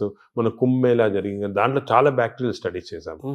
అలాగే వీఆర్ డన్ మంచి రిజల్ట్స్ పబ్లిష్ చేస్తున్నాము. ఇప్పుడు నేను ప్రకారం మన బ్యాక్టీరియా, మన న్యాచురల్ బ్యాక్టీరియా, మన దేశంలో ఉన్న బ్యాక్టీరియా, మన ప్రాంతాల్లో ఉన్న మంచి బ్యాక్టీరియా, అవి ప్రిజర్వ్ చేసుకోవాలి. అవి చేయడానికి కొన్ని టెక్నిక్స్, కొన్ని మెథడ్స్ అవి ఉన్నాయి. అవి మేము ఇప్పుడు ఇంకోటి ఏం చేస్తున్నామంటే రిసెర్చ్, ఈ ఎక్స్టెన్సివ్ బ్యాక్టీరియా రీసెర్చ్ చేసిన తర్వాత ఏవి మంచి బ్యాక్టీరియా, ఏ చెడ్డి బ్యాక్టీరియా అని కనుక్కున్న తర్వాత, ఈ బ్యాక్టీరియా అనేది మన స్టూల్స్లో ఉంటాయి, కష్టం వేయటం, థెరపీలు ఇవ్వడం. So we're desiccating it and producing what is called capsules, అంటే ట్యాబ్లెట్స్. మన ఈ మామూలుగా యాంటీబయాటిక్స్ ఇటువంటి ట్యాబ్లెట్స్ బదులు ఈ డెసికేటెడ్ స్టూల్ క్యాప్సూల్సే ట్యాబ్లెట్స్ లాగా ఇస్తున్నాం. భవిష్యత్తు అదే అంటున్నారు, ఫ్యూచర్ అదే దాని తర్వాత. సార్ మార్నింగ్ మన తెలుగు వాళ్ళం కాబట్టి మన ప్రాంతం మాట్లాడుకున్నాం. ఇప్పుడు మీ టాపిక్ అంతా లోకల్గా ఏ ఆహారం అవైలబుల్గా ఉందో 100 ఏళ్ల నుంచి అది తినండి, లోకల్గా మనం ఎలా ఉన్నామో దాన్ని ఫాలో. సేమ్ ఫిజికల్ యాక్టివిటీ చూసుకోండి, same activity you don't have to. కానీ ఇప్పుడు ఆ ఆఫీస్లో కూర్చోవడం టైం లేకుండా వేరే అడ్వకేటింగ్, సరే ఎక్సర్సైజ్ 1 అవర్ చేయాలా, ఎక్సర్సైజ్ చేయాలా. ఈ ఎక్సర్సైజ్ కూడా ఇంపార్టెన్స్ ఏమంటే, అందరు నేను 1 అవర్ చేస్తున్నా సార్ టైర్డ్ అయిపోతున్నామని అంటుంటారు. ఎక్సర్సైజ్లో 2 టైప్స్ ఉన్నాయి. కొంతమందికి మార్నింగ్ ఎక్సర్సైజ్ చేస్తే మంచిది, కొంతమందికి రాత్రి చేస్తే మంచిది. ఇప్పుడు నేను ఫర్ ఎగ్జాంపుల్ నేను నైట్ చేస్తేనే నాకు ఫ్రెష్గా ఉంటుంది. మార్నింగ్ అది ఎలాగంటే బాడీలో లాక్టేట్స్ అని ఉంటాయి. లాక్టేట్ మెజర్మెంట్ చేసి మనం కనుక్కోవచ్చు. లాక్టేట్స్ ఎక్కువ అయిపోయాయి అనుకోండి, అప్పుడు నైట్ చేస్తే బెటర్. అది మరి ఎక్కువ సంకేతం తెలుస్తుందా? తెలిసిపోతుంది కదా మనకి. ఇప్పుడు బాడీలో ఎక్సర్సైజ్ చేస్తే, అది సింపుల్గా చెప్పాలంటే, సపోజ్ ఎక్సర్సైజ్ చేసామనుకోండి, ఎక్సర్సైజ్ చేసిన తర్వాత మార్నింగ్ ఎక్సర్సైజ్ చేసిన తర్వాత ఫ్రెష్గా ఉండదు, చాలా టైర్డ్ అయిపోయాం అనుకోండి, that means your exercise should be done in the evening. చేసిన తర్వాత ఫ్రెష్గా ఉన్నాం అనుకోండి, you should do in the morning. But సింపుల్గా అది కెమికల్గా కూడా మనం టెస్ట్ చేయొచ్చు. బాడీలో లాక్టేట్స్ తీసుకొని, ఎప్పుడు లాక్టేట్ లెవెల్ చాలా ఎక్కువ అయిపోయింది, ఫర్ ఎగ్జాంపుల్ నాకు పర్సనల్గా చెప్తున్నా కదా, నేను ఎక్సర్సైజ్ ఎవ్రీడే 1.5 hours చేస్తాను విగరస్ ఎక్సర్సైజ్. కానీ ఎక్సర్సైజ్ మార్నింగ్ చేశాను అనుకోండి, I feel dull whole day. అదే నైట్ చేశాను అనుకోండి బాగా ఫ్రెష్ ఉంటుంది నాకు. అది నేను నా లాక్టేజ్ మెజర్మెంట్ చేసి చూసుకున్నాను. అంటే మీరంటే డాక్టర్ కాబట్టి సైంటిఫిక్ గా ఎవరికైనా తెలుసుకుంటారు.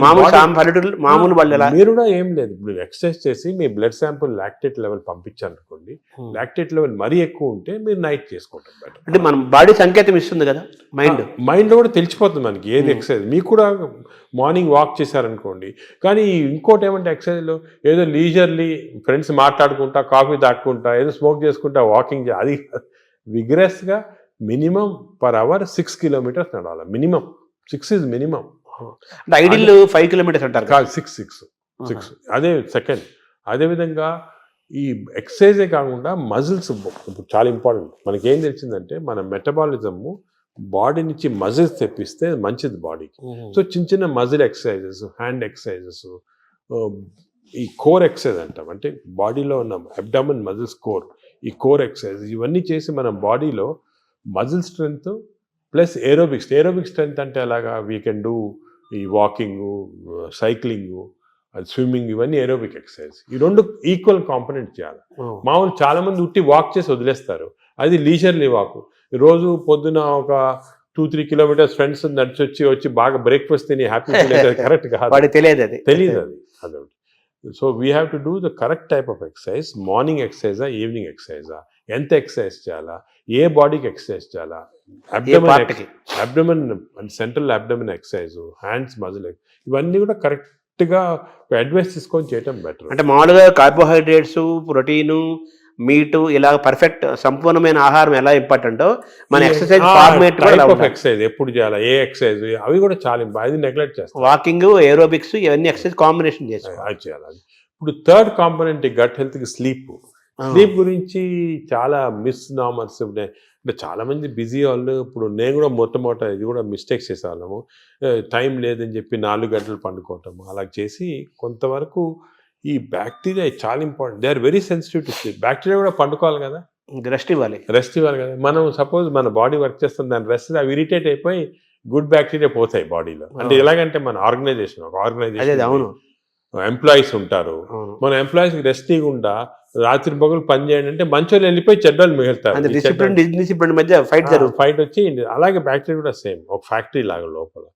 లుక్ ఆఫ్టర్ స్లీప్ నార్మల్గా ఇండివిజువల్గా ఒకరికి 8 hours, కొంతమంది 6 hours, అలా డిఫరెంట్ రేంజ్. 6 to 8 hours అంటాము, 7 hours నార్మల్గా యావరేజ్. మరీ ఎక్కువ స్లీప్ 10 hours చేస్తే కూడా లోపల బద్ధకం వచ్చేస్తుంది, బ్యాక్టీరియా కూడా బద్ధకం వస్తుంది. ఎంత ఇవ్వాలి అంత ఇవ్వాలి, 7 to 8 hours. కానీ మోస్ట్ ఇంపార్టెంట్ ఏమంటే మనం మాడిఫై కూడా చేసుకోవచ్చు ఈ స్లీప్. కొన్ని ఎక్సర్సైజెస్ వల్ల 8 hours అవసరం ఉన్న స్లీప్ 4 hours సేమ్ స్ట్రెంగ్త్ రావచ్చు. అదేమంటే రెమ్, నాన్ రెమ్ స్లీప్ అంటారు. రెమ్ స్లీప్ ఇంపార్టెంట్ మనకి, ర్యాపిడ్ ఐ మూవ్మెంట్ స్లీప్ అంటారు, గాఢ నిద్ర అంటారా. రెమ్ స్లీప్ అనేది మన నిద్రలో డ్రీమ్స్ వస్తాయి, అవన్నీ రెమ్ స్లీప్. ఈ రెమ్ స్లీప్ మనం if are able to condense to 4 hours we can get. ఇది కూడా ఒక టెక్నిక్, ట్రైనింగ్, అంటే ఇది ఒక సెపరేట్ సబ్జెక్ట్, చాలా టైం పడుతుంది. స్లీప్ హైజీన్ అంటారు కదా, sleep hygiene, sleep training, sleep technique, ఇవన్నీ ఉన్నాయి. ఇవి కరెక్ట్గా మనము చేసుకోవచ్చు. 8 hours 7 hours స్లీప్ని 4 hours చేసుకోవచ్చు. బట్ అది నార్మల్ వాళ్ళు చేయలేరు. మనం దీనికి ఒక టెక్నిక్, ప్రాక్టీస్. ఫర్ ఎగ్జాంపుల్ నేను I mastered it, I can go for 4 hours and get same amount of energy as 8 hours. కానీ మామూలుగా చేయటం చాలా కష్టం unless you practice that sleep hygiene. అంటే స్లీప్ చేతిలో మనం ఉన్నామా, స్లీప్ మన చేతిలో తెచ్చుకోవచ్చు. స్లీప్ మన చేతిలో తెచ్చుకోవచ్చు. చాలా వరకు నార్మల్ పబ్లిక్ స్లీప్ చేతిలో ఉన్నారు. సో అప్పుడు ఏం చేయాలి, suppose you don't have this technique and to do this, ఎందుకంటే ఇవన్నీ కూడా కొంత ప్రాక్టీస్ అవ్వాలి. లేదంటే మోస్ట్ ఇంపార్టెంట్ ప్రిన్సిపల్ ఏమంటే మీరు స్లీపింగ్ బిట్వీన్ 10 to 4, అంటే 6 hours ఉందనుకోండి, 10 to 4 చేయండి, లేకపోతే 10 to 6 చేయండి. అంటే 10 o'clock అర్లీ స్లీప్ అని. ఎందుకంటే నేచర్ కూడా ఎలాగంటే మనం ఎప్పుడు ఈ లైట్లు గీట్లు లేనప్పుడు సన్ రైజ్ లేసేవాళ్ళము, సన్ సెట్టింగ్ పండుకున్నాము పల్లెటూరు. సో సన్సెట్ నార్మల్గా 7 o'clock 8 o'clock అవుతుంది. So early sleep. Sun rise పొద్దున early morning 5 o'clock 6 o'clock. So ఆ sun rise sunset timing maintain చేస్తే కొంతవరకు న్యాచురల్ స్లీప్ చాలా హెల్తీ స్లీప్. అంటే బ్యాక్టీరియా కూడా చాలా సంతోషపడతాయి. అండ్ ఎవల్యూషన్ ఇది మిలియన్స్ ఆఫ్ ఇయర్స్ ఎప్పుడు వచ్చింది కాదు, కొన్ని మిలియన్స్ ఆఫ్ ఇయర్స్ ఎవల్యూషన్లో ఇలా తయారయ్యాం మనం. ఇప్పుడు ఈ గత 200-300 సంవత్సరాలుగా ఈ ఎలక్ట్రిసిటీ ఇవన్నీ రావడం జరిగింది. కానీ ఓల్డెన్ డేస్లో మనం చేసేది ఆ ప్యాటర్న్ ఫాలో అవుతుంది. So early bed, early getting up, Early to bed and early to rise అంటారు. అంటారు కదా, అది సామెత మంచి కరెక్ట్ సామెత. అది మనకి చాలా మంది successful people have done that. ఇప్పుడు మనకి స్లీప్ టెక్నిక్, వర్కింగ్ స్టైల్ మారింది కదా సార్. మనకు మారింది కాబట్టి మనం ఈ కొత్త స్లీప్ ఎక్సర్సైజ్, స్లీప్ టెక్నిక్ చేసి కొంచెం మార్పులు చేస్తున్నాం. ఫర్ ఎగ్జాంపుల్ నాలాటోళ్ళు అర్లీ స్లీప్ పాసిబిలిటీ కాకపోతే I can modify this using these techniques and get the same effect. ఇది జనరల్ పబ్లిక్ చేయలేరు కదా. అంటే మెటాబాలిజం యాక్సెప్ట్ చేస్తుందా? అంటే మనం ట్రైన్ చేసుకోవచ్చు. స్లీప్ కూడా ట్రైనింగ్ ఉంది.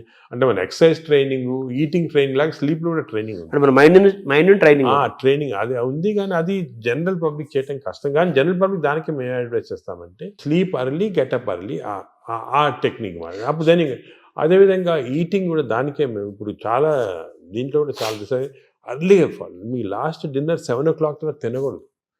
లాస్ట్ ఫుడ్ బి 7 o'clock, 7 గంటల తర్వాత తినొద్దండి. ఆఫ్టర్ సన్సెట్ తినకూడదు. అంతే సన్సెట్ అంటే 7 మనం టైం పెట్టుకుంటే కొంచెం సన్సెట్ లేట్ కావచ్చు. అది ఇంకోటి ఏమంటే మన ఇండియాలో టైమ్ జోన్స్ చాలా వేరీ ఉంటాయి. ఇప్పుడు అస్సాంలో ఉన్న టైము, బాంబేలో టైం సేమ్, కానీ యాక్చువల్లీ కరెక్ట్ కాదు నేచర్ ప్రకారం. మనము 7 o'clock అని పెట్టామనుకోండి, అది ఈజీగా అర్థమవుతుంది. సో మామూలుగా మన బ్రేక్ఫాస్ట్ హెవీగా ఉండాలా, లంచ్ కొంచెం మోడరేట్గా ఉండాలా, డిన్నర్ చాలా లైట్గా ఉండాలా before 7 o'clock. Simple principles. Overall గా మన గట్ హెల్త్ అనేది మొత్తం present, future, everything gut health కాబట్టి ఈ గట్ హెల్త్ మెయింటైన్ చేయాలంటే ఫుడ్, యాక్టివిటీస్ అండ్ స్లీప్ ఇవి కరెక్ట్ అని నార్మల్గా చెప్తుంటారు అందరు, ఫుడ్ యాక్టివిటీస్ పైన. అది కానీ దీంట్లో చాలా సైన్స్ వచ్చింది, మనం డిస్కస్ చేసాం కదా, దీనిలో చాలా నాలెడ్జ్ వచ్చింది, చాలా ఉంది. మనం ఒకప్పుడు ఈ sleep pattern, sleep hygiene, sleep ఎలా కంట్రోల్ అవన్నీ తర్వాత ఒక డిస్కషన్ పెట్టుకుంటాము. కానీ ఈచ్ ఏరియాలో ఫుడ్ లో ఇంత నాలెడ్జ్ ఉంది, ఎక్సర్సైజ్ లో ఈ టైప్ ఆఫ్ ఎక్సర్సైజ్ అందరికి తెలియదు.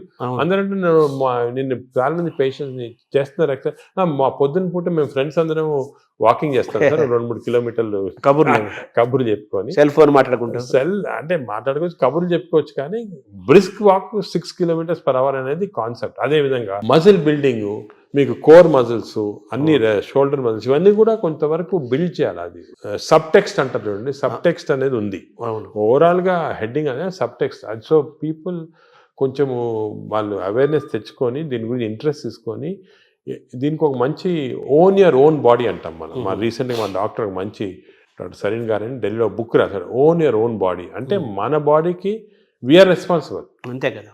వేరే మీ డాక్టర్ బాగా చేస్తారు, లేకపోతే మా హెల్త్ బాడీ మంది కదా, అవన్నీ కరెక్ట్ కాదు. మన బాడీ మనం ఓన్ చేయాలి. ఇప్పుడు మనకి ఏదైనా ప్రెషస్ వస్తువు ఉందనుకోండి ఇంట్లోనే, మనం ఎంత జాగ్రత్తగా చూసుకుంటాం దాన్ని, మనం బాడీని అంత జాగ్రత్త చూసుకోవటం లేదు. అది ఇన్నర్ ఇంజనీరింగ్ అంటారు కదా.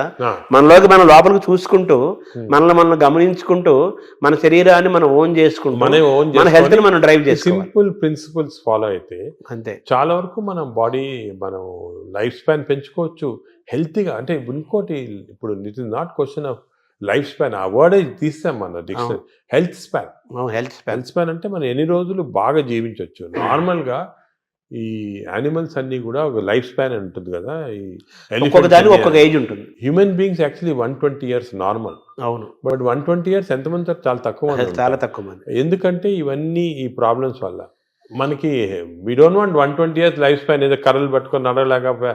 హెల్త్ స్పాన్ మీకు 80 years or 90 years బాగా హెల్తీగా ఉన్నాం అనుకోండి, చాలా. అది సో హెల్త్ టాబ్లెట్, మెడిసిన్స్ ఇవన్నీ వేసుకొని ఎంత తక్కువ లైఫ్ స్పాన్ పెరుగుతుంది. ఇప్పుడు పెరుగుతుంది, అది కరెక్ట్ కాదు. మనం ఎంత హెల్తీగా ఉంటే అసలు ఇవన్నీ కూడా diabetes, heart disease, liver fatty, ఇవన్నీ రివర్సిబుల్. క్యాన్సర్ కొన్ని ప్రివెంటబుల్, క్యాన్సర్ రివర్సిబుల్ కాదు, ప్రివెంటబుల్. డయాబెటీస్, హెల్త్, హార్ట్, మన అన్ని వెజల్స్ బ్లాక్ అయిన తర్వాత we have seen by following certain principal you can reverse it. మీకు అవసరం లేదు. షుగర్ రివర్స్ చేయొచ్చు, హార్ట్ రివర్స్ చేయొచ్చు, లివర్ ఫ్యాట్, లివర్ కరెక్ట్. ఈ ప్రిన్సిపల్స్ ఫాలో అయ్యి అంత ఆహారము, యాక్టివిటీ, స్లీప్ అంతా complete it's the digestive system. Sir ఈ క్రమంలో మీరు బ్లూ జోన్ 5 చెప్పారు. ఇప్పుడు బ్లూ జోన్ స్టడీ చేయండి. మీరు అనేది ప్రజలు కూడా బ్లూ జోన్ బుక్స్ తీసుకొని అసలు వాళ్ళు ఎందుకు ఇన్ని రోజులు హెల్తీగా ఉంటున్నారు అని స్టడీ చేస్తే దీంట్లో చాలా నాలెడ్జ్ ఉందండి. అంటే ఇది ఇప్పుడు వచ్చింది కాదు, ఈ బ్లూ జోన్ అనేది 10,000 years గా జరుగుతూ ఉంది. మన భారతదేశాన్ని బ్లూ జోన్ గా మార్చలేదు. మనకి భారతదేశం బ్లూ జోన్. నాదేంటి, నేను చాలా మందికి ఈ పాలిటిక్స్ చెప్తుంటా, why can't we convert at least some part of India into blue zones? చేయొచ్చు. మన తెలుగు ప్రాంతాలను చేయొచ్చు. తెలుగు ప్రాంతాలను బ్లూ జోన్ చేయాలి. అంటే ఈ బ్లూ జోన్ అంటే ఒకరిద్దరు పాటించింది కాదు, ఆ పాపులేషన్ అంతా పాటించాలి. ఇప్పుడు ఒక పాపులేషన్ ఉన్నారనుకోండి, మనకి మంచి ప్రోగ్రెసివ్ పాలిటీషియన్స్ సీఎంస్ ఉన్నారనుకోండి, ఒక మంచి కాన్సెప్ట్ తీసుకొచ్చి ఐడియా, నేను అనుకునేది అందరికి ఉంది, అది మన దేశం అంటే ఆంధ్రప్రదేశే తెలంగాణ ఏదైనా కూడా బ్లూ జోన్స్ లాగా మార్చేసేవచ్చు, కానీ అందరు ఫాలో కావాలి. అంటే బ్లూ జోన్గా మారడం అంటే ఏం చేయాలి సార్? అంటే ఈ వాళ్ళు బ్లూ జోన్స్లో ఏం చేస్తారో స్టడీ చేసి మనం ఇంప్లిమెంట్ చేస్తే అయిపోతుంది. అంటే మీరు చెప్పిన ఆ మూడేనా? అంతే healthy food pattern, exercise pattern, life style, sleep pattern. వాతావరణ కాలుష్యం కూడా ఉంది, పొల్యూషన్. ఆ వాతావరణ లక్లీ మనకు అంత లేదు. ఇప్పుడు ఢిల్లీ అనుకోండి, అదే నార్త్ ఇండియా అనుకోండి, ఆ పొల్యూషన్ అనేది మనకి హ్యాండిల్ లేదు, ఏం చేయలేము. కానీ లక్లీ మనం ఇప్పుడు తీసుకున్నాం అనుకోండి, ఇప్పుడు అదేముంది, గ్రీనరీ ఇంక్రీజ్ చేసుకోవటము, అదే అటువంటివన్నీ కూడా చేసుకొని ఈ మన waste plastics, for example other problems plastics. ఈ ప్లాస్టిక్స్ వల్ల కూడా మేము చాలా రీసెర్చ్ చేస్తున్నాం. చాలా micro plastics producing tissue damage అనేది చాలా ఉంది. కొన్ని plastic bottle, especially plastic bottle ఎండలో పెడతాము, అది తాగామనుకోండి, దాంట్లో చాలా మైక్రో ప్లాస్టిక్స్ మన బాడీలో ఎంటర్ అయ్యి చాలా ప్రాబ్లమ్, డేంజరస్ అది. ఇటువంటివి మనము అదే కాకుండా ఇంతకుముందు కాపర్ వెజల్స్, అది కూడా మంచిది కాదు. What is the good vessels to cook, what is the vessels to, అవన్నీ కూడా కొన్ని న్యాచురల్ ప్రిన్సిపల్స్ ఫాలో అయితే. సరే, మీరు పద్మవిభూషణ్ తీసుకోవడానికి వెళ్ళినప్పుడు ఎలాగ ప్రెసిడెంట్ ఉంటారు, ప్రధానమంత్రి, కొంచెం ఒక సెకండ్ హ్యాండ్ ఇంటరాక్ట్ అయ్యే అవకాశం ఉన్న టైంలో మన భారతదేశాన్ని బ్లూ జోన్గా మార్చాలని అనుకుంటున్నాను, ఆయన ఇంటరాక్ట్ అయ్యే అవకాశం ఉంది? అంటే మనకి టైం అని దొరకలేదు. ఒక సెకండ్ వర్డ్, ఇవన్నీ కూడా డిస్కషన్స్ చాలా 1 hour 2 hours కూర్చొని డిస్కస్ చేసి, నేను పాలిటీషియన్స్ కూడా మన వాళ్ళు అందరూ ఇంట్రెస్టెడ్ ఉన్నారు, కానీ టైం దొరకాల కాన్సెప్ట్. ఇంకోటి, ఇది షుడ్ బి డన్, ప్రజలు కూడా డ్రైవ్ చేయాలి, ప్రజలకి అవేర్నెస్ రావాలి, అవేర్నెస్ వచ్చి మనం ఇటువంటి పాలిటీషియన్ ఎలక్ట్ చేసుకోవాలా. ఈ ఇంట్రెస్ట్ ఉన్న వాళ్ళకి, పాలిటీషియన్స్ ఇంట్రెస్టెడ్ ఇన్ హెల్త్, అదేవిధంగా న్యాచురల్ హెల్త్, ఆర్గానిక్ ఫుడ్, అటువంటి వాళ్ళని ఎక్కువ మనం సపోర్ట్ చేసాం అనుకోండి, ప్రజలు కూడా. అంటే ప్రజలు, ప్రభుత్వాలు, డాక్టర్స్ అందరూ కలిసి ప్రయాణం చేయాలి. ఇట్స్ ఏ కంబైన్డ్ పీపీపీ అంటారు, మోడ్ అంటారు చూడండి. అవును, పబ్లిక్ ప్రైవేట్, ఆ మోడ్లో రావాలి అందరు వచ్చి. ఎందుకంటే అల్టిమేట్లీ మనకి లైఫ్లో ఇంపార్టెన్స్ హెల్త్, అంతే కదా. అదేవిధంగా మనకి హ్యాపీనెస్ అవన్నీ ఉండాలంటే health is the most important. Ultimately health is the bottom line. అంతే, ఎంత రిచ్ ఉండి, ఎంత ఇండస్ట్రియలైజ్ అయ్యి, ఎంత సిటీ, ఎంత పెద్ద పెద్ద సిటీస్ డెవలప్ అయినా కూడా హెల్త్ లేకపోతే. అంతే కదా, చాలా మంది కోటీశ్వరులను చూస్తున్నాము, పెద్ద పెద్ద పదవుల్లో ఉంటారు, వాళ్ళు తినలేరు, తాగలేరు, నిద్రపోలేరు, ఎంజాయ్ చేయలేరు. I'm seeing so many rich patients, అవును, చాలా పెద్ద పొజిషన్ లో ఉన్నారు, చాలా వాళ్ళ ఫీల్డ్స్ లో చాలా ఫేమస్. సింపుల్ హెల్త్ ఫాలో కాకుండా they have damage that body. వాళ్ళు ఇప్పుడు ఫీల్ అవుతుంటారా, ఈ నాలెడ్జ్ మనకు ఉండుంటే 10 సంవత్సరాల క్రితం ఇలా ఉండేది కాదు. కానీ ఇప్పుడు నౌ నాలెడ్జ్ ఇస్ దేర్ కాబట్టి, మీరు ప్రెస్ కానీ, ఎలక్ట్రానిక్ మీడియా కానీ, డిజిటల్ మీడియా కానీ, పొలిటికల్గా కానీ, అన్నీ అందరం కలిసి, మా డాక్టర్స్ అందరం కలిసి, this knowledge we have to give to general public. This knowledge is gold. This time వాళ్ళు కూడా, నేను అనేది అంటే, మనం ఈ ఒక్క సెషన్లో గంట సేపులో అన్నీ చెప్పలేము. వాళ్ళు కూడా they should go in to the depth and read books about it, read papers about it, social మీడియాకి కరెక్ట్. అంటే మీరు చెప్పినట్టు ఏదేదో అన్నీ వస్తుంటాయి సోషల్ మీడియా, అలా ఫాలో కాకుండా కరెక్ట్గా people have done research, scientist ఉన్నారు దీంట్లో, డాక్టర్స్ ఉన్నారు రెప్యూటెడ్, ఇటువంటి వాళ్ళ దగ్గర నుంచి ఇన్ఫర్మేషన్ తీసుకొని జనరల్ పబ్లిక్ కానీ, జనరల్గా ఇది మనము ప్యాటర్న్స్ అడాప్ట్ చేస్తే డెఫినెట్గా overall health of the country. Sir, ఇందాక మీరు మాట్లాడుతూ స్టూల్ గురించి మాట్లాడారు సార్. భవిష్యత్ అంతా స్టూల్ టెస్ట్లు జరుగుతాయని, బ్లడ్ బ్యాంకు లాగా స్టూల్ బ్యాంకులు వస్తాయని. మంచి హెల్తీ పీపుల్ని స్టూల్ తీసుకుంటే that stool is different from unhealthy person. ఇప్పుడు ఇంతకుముందు నోబెల్ ప్రైజ్ విన్నర్స్కి బ్రెయిన్ స్టడీ చేస్తారు, ఎందుకు వచ్చిందో. ఇప్పుడు స్టూల్ స్టడీ చేస్తారు, తన స్టూల్లో ఏముంది, ఇంత ఇంటెలిజెంట్ అయ్యారని. సో మనం ఇవన్నీ బ్యాంకింగ్ చేయొచ్చు. స్టూల్స్ చేసి, నేను చెప్పా కదా, ఒక స్టూల్ పౌడర్ లాగా చేసి డెసికేటెడ్ స్టూల్ని మనం క్యాప్సూల్స్ లాగా ఇవ్వచ్చు. The future treatment is going to be that. Stool banks, stool desiccated stool capsules, ఇవి దీంతో ట్రీట్మెంట్ స్టార్ట్ చేస్తాం. స్టూల్ అనేది రేపు చాలా అత్యంత విలువైన, ఖరీదైన వస్తువు అవుతున్నట్టు కదా. గోల్డ్ అంటారు, న్యూ గోల్డ్. ఇంతకుముందు ఆయిల్ అంటే గోల్డ్ అనేవాడు, ఇప్పుడు స్టూల్ ఈజ్ బికమింగ్ గోల్డ్ అన్నమాట. అంటే మైక్రోబయామ్స్ అంటారు. ఈ మైక్రోబయామ్ నాలెడ్జ్ ఇప్పుడు ఈవెన్ యానిమల్స్, ఇప్పుడు కొన్ని ఫారెస్ట్లో కలెక్ట్ చేస్తున్నారు, ఆఫ్రికన్ ఫారెస్ట్ అంతా, ఎలిఫెంట్ స్టూల్ ఎలా ఎందుకు డిఫరెంట్ ఉంది వీళ్ళది. So what are the characters, what give strength to the elephant, what is there in this. ఇందులో నుంచి మనం ఐబిఎస్కి వద్దాం సార్. ఈ ఐబిఎస్ గురించి కూడా చాలా చర్చ జరుగుతుంది. ఆ బౌల్ సిండ్రోమ్, ఇరిటబుల్ బౌల్ అంటారు కదా, బౌల్ సిండ్రోమ్, అది కూడా మనకు చాలా ఇంపార్టెంట్. చాలా మంది, కోట్లాది మంది ఫేస్ చేస్తున్న ఇష్యూస్ అవి. మీరు అన్నట్టు IBS 30% of normal population IBS ఉంది. ఐబిఎస్ అంటే ఏమి? ఐబిఎస్ అంటే symptoms because of gut changes. అంటే డైరియా రావచ్చు, కాన్స్టిపేషన్ రావచ్చు, పెయిన్ రావచ్చు, ఈ కాంబినేషన్ రావచ్చు. దీని అంటే కడుపు ఉబ్బరము, అరక్కపోవటము, కడుపులో మంటలు, బ్లోటింగ్, డిస్టెన్షన్, ఇది అది అగైన్ కనెక్టెడ్ టు మైక్రోబయామ్. ఈ ఇరిటబుల్ బౌల్ సిండ్రోమ్ అనేది అగైన్ చెడ్డ అలవాట్ల వల్ల, నువ్వు ఎక్కువ డ్రింక్స్ వల్ల, స్మోకింగ్ వల్ల, ఎక్సర్సైజ్ లేకుండా ఉండటం వల్ల, ఇవన్నీ కూడా. ఇప్పుడు రీసెంట్గా మన రీసెర్చ్ ఏమంటే ఈ కెమికల్స్, ఇంటెస్టైన్స్లో కెమికల్స్ చాలా ఉన్నాయి అని చెప్పే కదా, సెరోటోనిన్, డోపమైన్.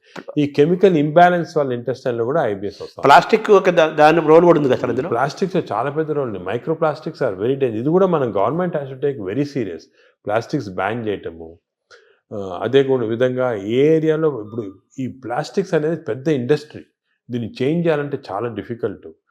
మనం ఫర్ ఎగ్జాంపుల్ ఈ ఫిష్లో చూసాం కదా, మేము కొన్ని ఫిషింగ్స్, ఈ కోస్టల్ ఏరియాస్ ఫిష్లో చాలా ప్లాస్టిక్స్ వాళ్ళు తినేస్తున్నారు. ప్లాస్టిక్స్ అంటే సీలో కానీ రివర్లో కానీ మనలో వేస్తారు. అవి తిని even not drinking plastics, even eating plastics containing food ఇండైరెక్ట్గా, మీట్, ఫిష్, దాంట్లో కూడా మిల్క్లో వెళ్ళిపోతున్నారు plastic. So good cholesterol, bad cholesterol అంటారు కదా సార్. అవునవును. మామూలుగా మీరు ఇందా చెప్పారు గుడ్ బ్యాక్టీరియా, బ్యాడ్ బ్యాక్టీరియా. ఈ గుడ్ కొలెస్ట్రాల్ని పెంచుకోవటం, బ్యాడ్ కొలెస్ట్రాల్ని పోగొట్టుకోవటం కూడా మనకి ఈ బ్యాక్టీరియా దీనికి మైక్రోబియం లింక్ అయి ఉంటుంది. లింక్ ఉంది, లింక్. ఎందుకంటే ఇప్పుడు గుడ్ కొలెస్ట్రాల్ అంటే ఏమి అగే ఇది కూడా పోలీస్ మ్యాన్ లాగా.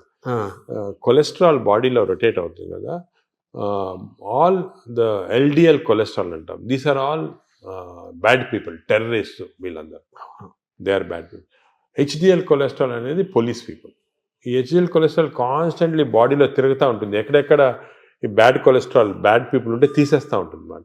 సో హెచ్డిఎల్ కొలెస్ట్రాల్ ఎక్కువ చేసుకోవాలి మనం, అంటే గుడ్ కాప్స్ని ఎక్కువ చేసుకోవాలి, గుడ్ పోలీస్ వాళ్ళని ఎక్కువ చేసుకోవాలి. అది ఫుడ్ హ్యాబిట్స్, ఎక్సర్సైజ్, కొన్ని పర్టికులర్ టైప్స్ ఆఫ్ ఫుడ్లో కూడా హెచ్డిఎల్ కొలెస్ట్రాల్ ఇంక్రీజ్ అవుతుంది. ఇవి చేసి అవి హెచ్డిఎల్ కొలెస్ట్రాల్ నార్మల్గా 40 లిమిట్, 40 కన్నా తక్కువ ఉంటే మంచిది కాదు. మీరు బ్లడ్ ల్యాబ్లో చెక్ చేసుకోవచ్చు. మీ హెచ్డిఎల్ కొలెస్ట్రాల్ 40 కన్నా తక్కువ ఉంటే మంచిది కాదు, అది ఇంక్రీజ్ చేయాలి. అబోవ్ 60 ఉంటే మంచిది, అంటే ఎక్కువ పోలీస్ వాళ్ళు ఉన్నారు మీ బాడీలో. ఈ ఎల్డిఎల్ కొలెస్ట్రాల్ 100 కన్నా ఎక్కువ ఉండకూడదు, మంచిది కాదు. 100 కన్నా తక్కువ ఉంటే 70, ఇప్పుడు మేము న్యూ లిమిట్ 70 పెట్టాము. ఎల్డిఎల్ కొలెస్ట్రాల్ 70 కన్నా తక్కువ ఉండి హెచ్డిఎల్ కొలెస్ట్రాల్ 60 కన్నా ఎక్కువ ఉంటే అంటే మంచి కాప్స్ ఉన్నాయి బాడీలో, ఈ టెర్రరిస్ట్ని, థీవ్స్ని తీసేస్తున్నాయి అన్నమాట. సో అది ఏం చేయాలి, 60 HDL, less than 100 or less than 70 LDL cholesterol. Sir ఈ క్రమంలో మీరు బాగా అవేర్నెస్ తీసుకొచ్చే టాపిక్స్లో ఫ్యాటీ లివర్ ఒకటి తీసుకొస్తున్నారు కదా సార్. ఆ ఫ్యాటీ లివర్ పెరుగుతుంది కదా ఇప్పుడు చాలా. ఇది ఎపిడమిక్ అండి ఫ్యాటీ లివర్. నేను I'm very worried about it. ఎందుకంటే మేము స్టడీ చేస్తున్నాం పాపులేషన్స్ 30-40%లో మన ఇండియాలో ఈ ఫ్యాటీ లివర్ ఇండియాలో ఎందుకు ఎక్కువ ఉన్నాయంటే మన జీన్స్లో కొన్ని ఫాల్ట్ ఉంది. ఇండియన్ జీన్స్, మిడిల్ ఈస్టర్న్ జీన్స్లో కొంచెం ఫాల్ట్ వల్ల ఫ్యాటీ లివర్ ఈజీగా వస్తుంది. పొట్టలు వస్తుంటాయి. స్కాన్ చేసుకుంటే ఫ్యాటీ లివర్ కనపడుతుంది. ఈ లివర్ కూడా గట్ తర్వాత second most important organ is liver. ఈ liver is controlling heart. Fatty liver ఉన్న వాళ్ళు ఫ్యాటీ లివర్తో చనిపోరు. ఫ్యాటీ లివర్ ఉన్న వాళ్ళు హార్ట్ డిజీజ్తో చనిపోతారు, బ్రెయిన్ డిజీజ్ అంటారు. ఈ ఫ్యాటీ లివర్ కరెక్ట్ చేస్తే వాళ్ళు హార్ట్ కరెక్ట్ పోయి బ్రెయిన్ కరెక్ట్. ఫ్యాటీ లివర్ ఎలా కరెక్ట్ చేసుకోవాలి? ఫ్యాటీ లివర్ కూడా అగైన్ ఈ అన్ని ఎక్సర్సైజెస్ ఇవన్నీ కాకుండా మనకి కొత్త టెక్నాలజీ, కొత్త మెడికేషన్స్ అన్నీ వస్తున్నాయి ఫ్యాటీ లివర్ కరెక్షన్కి.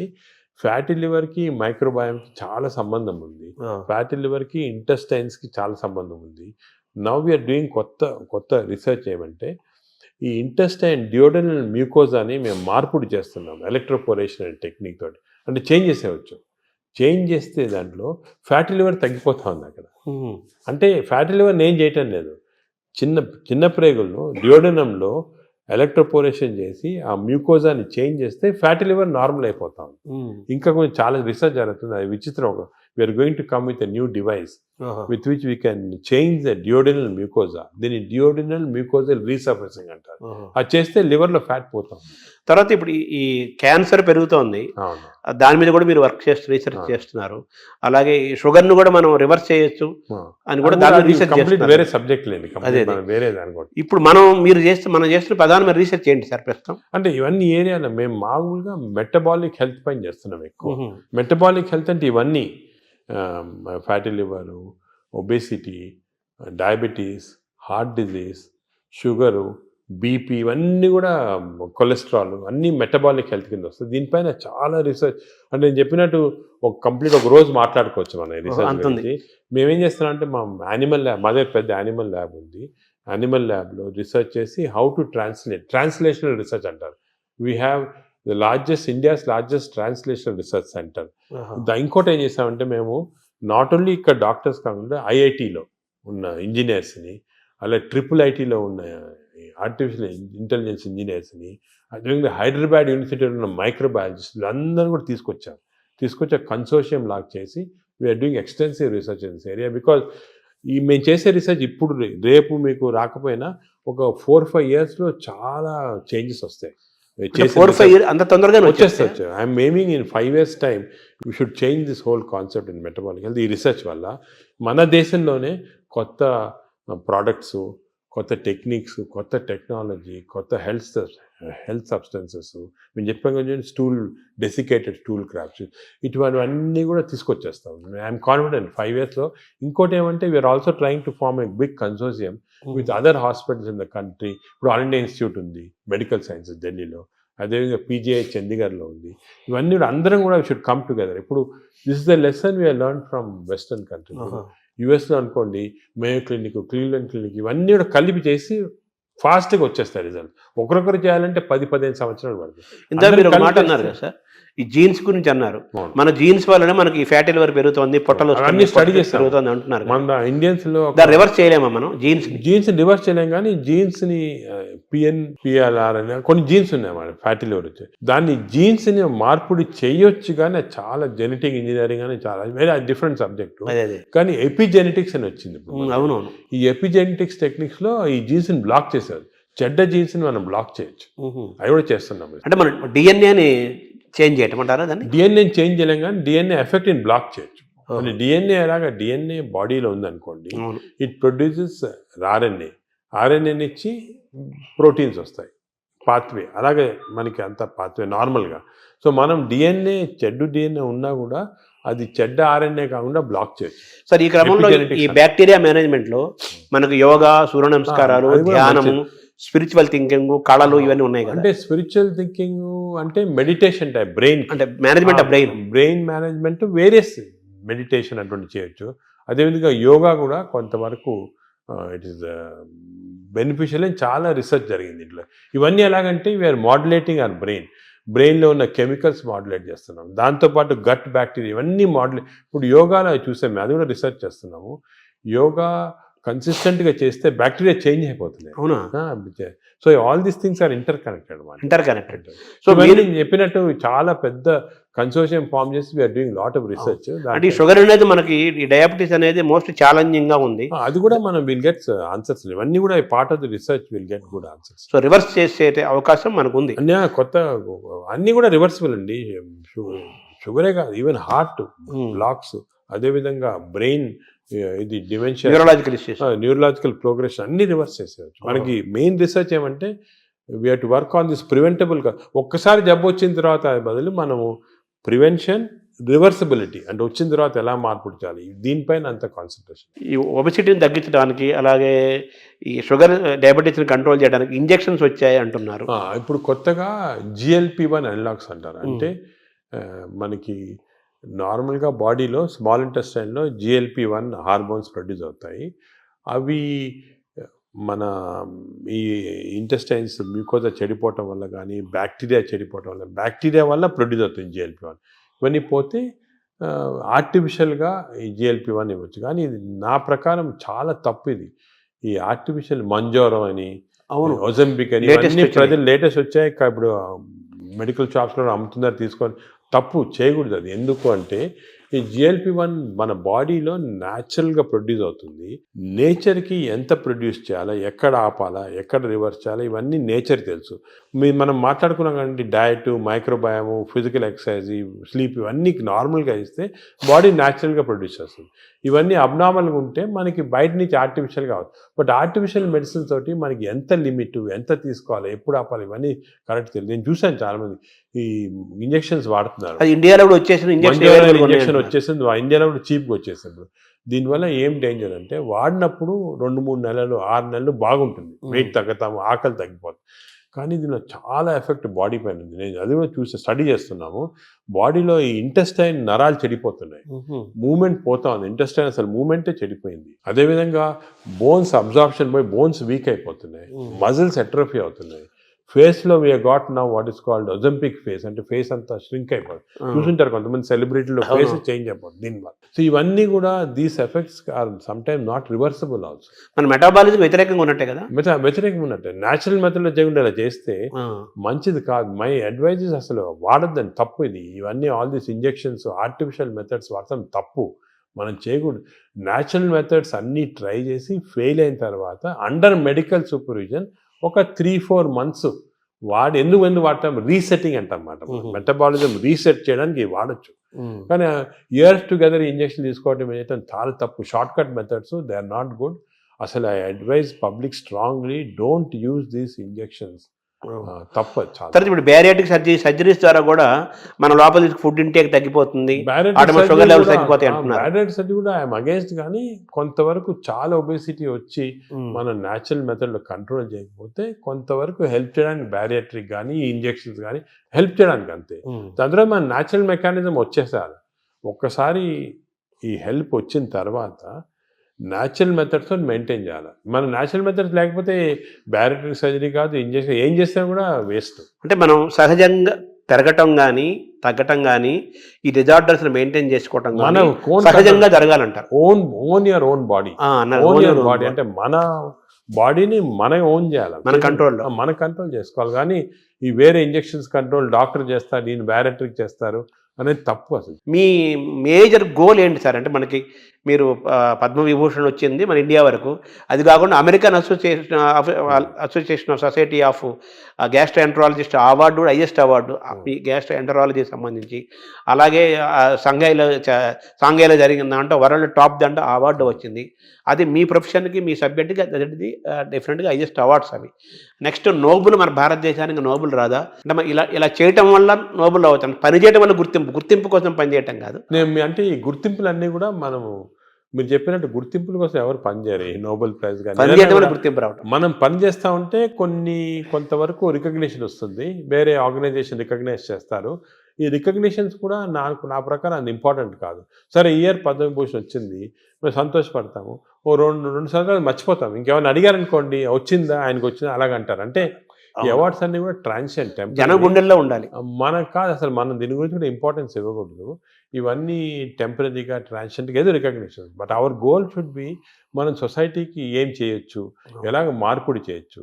ఇండివిజువల్గా డాక్టర్స్ అందరూ కూడా అందరూ బాగా పనిచేసి దే హెల్ప్, చాలా మందికి పేషెంట్స్ హెల్ప్ చేస్తారు, లైఫ్ సేవింగ్ చేస్తారు, అన్నీ చేస్తారు. ఆ సాటిస్ఫాక్షన్ అనేది వస్తుంది మాట. అంటే ఈ ఏఏజీ యొక్క మేజర్ గోల్ ఏంటంటే మాకు ఇప్పుడు పబ్లిక్ అంటే ప్రజల్లో హెల్త్ గురించి ఒక మార్పుడి రావచ్చు. It has to be done in ethical way, proper way. ఈ మోడర్న్ మెడిసిన్ ఒక విధంగా, అదే కాకుండా అంటే మోడర్న్ మెడిసిన్ అంటే ఏంటి సార్? అంటే ఇప్పుడు మోడర్న్ టెక్నాలజీ వచ్చాయి కదా, ఈ టెక్నాలజీతో మేము రోబోటిక్ సర్జరీ చేస్తున్నాం, ఈ సర్జరీ, ఇది ఒక ఆస్పెక్ట్. ఇదే కాకుండా general public health awareness తీసుకురావటము, natural మెథడ్లో హౌ పీపుల్ కెన్ బెనిఫిట్ అనేది, ఇవన్నీ కూడా ఒక ఎథికల్ వేలో చేయటము, ఇవి చాలా ముఖ్యమైన మా ఎయిమ్స్ మాట. అంటే వైద్యం అనేది అత్యంత ఖరీదైన అంశంగా మారిపోయింది కదా ఇప్పుడు. అది ఖరీదైన అంటే కొంతవరకు బికాస్ టెక్నాలజీ వల్ల దానివల్ల అవన్నీ ఉంటాయి, అది తీసేయండి. అది కూడా మేము మన ఓన్ టెక్నాలజీ తయారు చేయటం, దానికి ఇంజనీరింగ్ ఐఐటీస్ తోటి మేము చాలా చేస్తున్నాం. సో టెక్నాలజీ కాస్ట్ ఇప్పుడు ఇండియాలో ప్రస్తుతము $6 billion worth of medical equipment import చేస్తున్నాం. దాంట్లో 1.5 billion ఫ్రమ్ అమెరికా ఇట్సెల్ఫ్. ఈ ఇంపోర్ట్స్ ఎలా తగ్గించవచ్చు, ఎలాగ దీన్ని జీరోకి తీసుకురావాలా, ఇటువంటి అన్నీ ఒకే. సో మన టెక్నాలజీ చీప్లో వస్తే అదే సేమ్ థింగ్ విల్ ట్రాన్స్ఫర్. అంటే మనం ఇందాక ప్రారంభంలో మాట్లాడుకున్నట్టుగా మన ఫుడ్ హ్యాబిట్స్ మారడం వల్ల ఆ యూరోపియన్ బ్యాక్టీరియా నుంచి మన బ్యాక్టీరియా మనం తెచ్చుకోవాలి. న్యాచురల్ మెథడ్లు ఎలా చేయొచ్చు, పబ్లిక్ నేచర్ అంటే న్యాచురల్గా బాగా హెల్తీగా ఎలా ఉండొచ్చు. సో వెస్టర్న్ డిజీజెస్, వెస్టర్న్ ఇవి ఎలా ఇవన్నీ కూడా కాంప్రహెన్సివ్ హెల్త్ ఫర్ పీపుల్ అనేది మా ఎయిమ్. అంటే ఒక సింపుల్ సెంటెన్స్ చెప్పండి, హెల్త్ ఫర్ పీపుల్. ఇప్పుడు గ్యాస్ట్రోఎంటరాలజీ అనే సబ్జెక్ట్లో హాంకాంగ్ నెంబర్ 1గా ఉందా? గ్యాస్ట్రోఎంటరాలజీలో Hong Kong prince of Wales Hospital number 1 institute. దాని గురించి వాళ్ళు చాలా రీసెర్చ్ చేసి డెడికేటెడ్గా లాస్ట్ 50 yearsగా వర్క్ చేస్తున్నారు. అదే సో వాళ్ళతో మేము అసోసియేషన్ చేసి, ఫర్ ఎగ్జాంపుల్ అక్టోబర్లో Hong Kong prince of Wales hospital, AG hospital India combined symposium చేసి అందరు డాక్టర్స్ని పిలిచాం ఇండియాలో.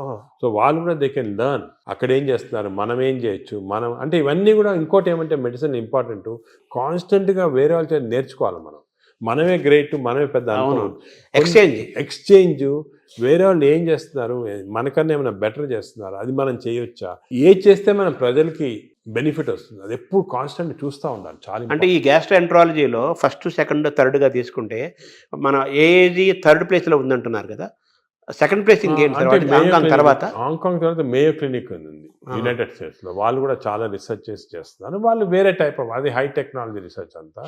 హాంకాంగ్ వాళ్ళు ఇన్ బిట్వీన్ మనకేమంటే అవసరము ఈ ఫస్ట్, సెకండ్, థర్డ్ అది చూసుకోకుండా మన ప్రజలు అంటే మన ఇన్స్పిరేషన్ మన ప్రజలకి తక్కువ కాస్ట్లో ఏం చేయొచ్చు. ఇప్పుడు హాంకాంగ్లో ఏం చేస్తారు, మేయో క్లినిక్లో ఏం చేస్తున్నారు, అదేవిధంగా ఇటలీలో జెమినీ హాస్పిటల్ ఉంది, వాళ్ళు కూడా 4th ప్లేస్లో ఉన్నారు, వాళ్ళే చేస్తారు. ఇవన్నీ కూడా మన దగ్గర అడాప్ట్ చేసి తక్కువ ఖర్చులో మన ప్రజలకి ఎలాగ బెనిఫిట్ చేయొచ్చు, how can we work for that అనేది మా డాక్టర్స్ అందరూ కూడా ఆ కల్చర్ ఒకటి వచ్చింది మాట. సో నెలకు ₹1,00,00,000 జీతాన్ని కూడా ఇవ్వడానికి 10 ఏళ్ల క్రితం మీకు అవకాశం వచ్చినా కానీ అవన్నీ వదులుకొని ఇక్కడే ఉంటున్నందుకు, ఏజెంట్ డెవలప్ చేస్తున్నందుకు మీరు తృప్తిగా ఉన్నారా?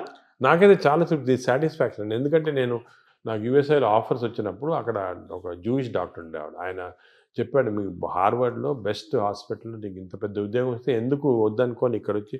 నేను అన్నాను, సార్ నేను వచ్చి నెలకు ₹1,00,00,000 అది అన్నాను. నేను వచ్చి లేదు అని వచ్చిన తర్వాత ఇప్పుడు ఆయన వాళ్ళ స్టూడెంట్స్ మన దగ్గర ట్రైనింగ్ పంపిస్తున్నారు. Harvard professor is sending his students for training to AG. ఆయన లెటర్ రాస్తాడు, నువ్వు చేసిన డిసిషన్ కరెక్ట్ డిసిషను, ఇన్ని 30 సంవత్సరాల క్రితము వద్దనుకొని వచ్చేయటం ఇక్కడ మంచిదైంది. ఎందుకంటే అల్టిమేట్గా ఇప్పుడు ఎవ్రీబడి హ్యాస్ ఎ లైఫ్, కానీ మనం ఎంత కాంట్రిబ్యూట్ చేస్తాం, మన వల్ల ఎంతమంది బెనిఫిట్ అయ్యారు, అది చాలా ఇంపార్టెంట్. మన ప్రజలు ఎంత బెనిఫిట్ అయ్యారు, మన దేశానికి మనం ఏం చేయగలం, మన నేలకి, మన భూమికి మనం ఏం చేయగలుగుతున్నాము, అది ముఖ్యం. అంటే వేరే వాళ్ళు బయటికి వెళ్ళి చేసిన వాళ్ళు I'm not finding fault, correct. But మనకి ఇక్కడ ఆపర్చునిటీ, ఇప్పుడు మాకేమంటే ఆపర్చునిటీస్ వచ్చాయి, అందరికి రాకపోవచ్చు. లక్ అనేది ఆపర్చునిటీ వాళ్ళకి ఇది కూడా ఉంటుంది కదా.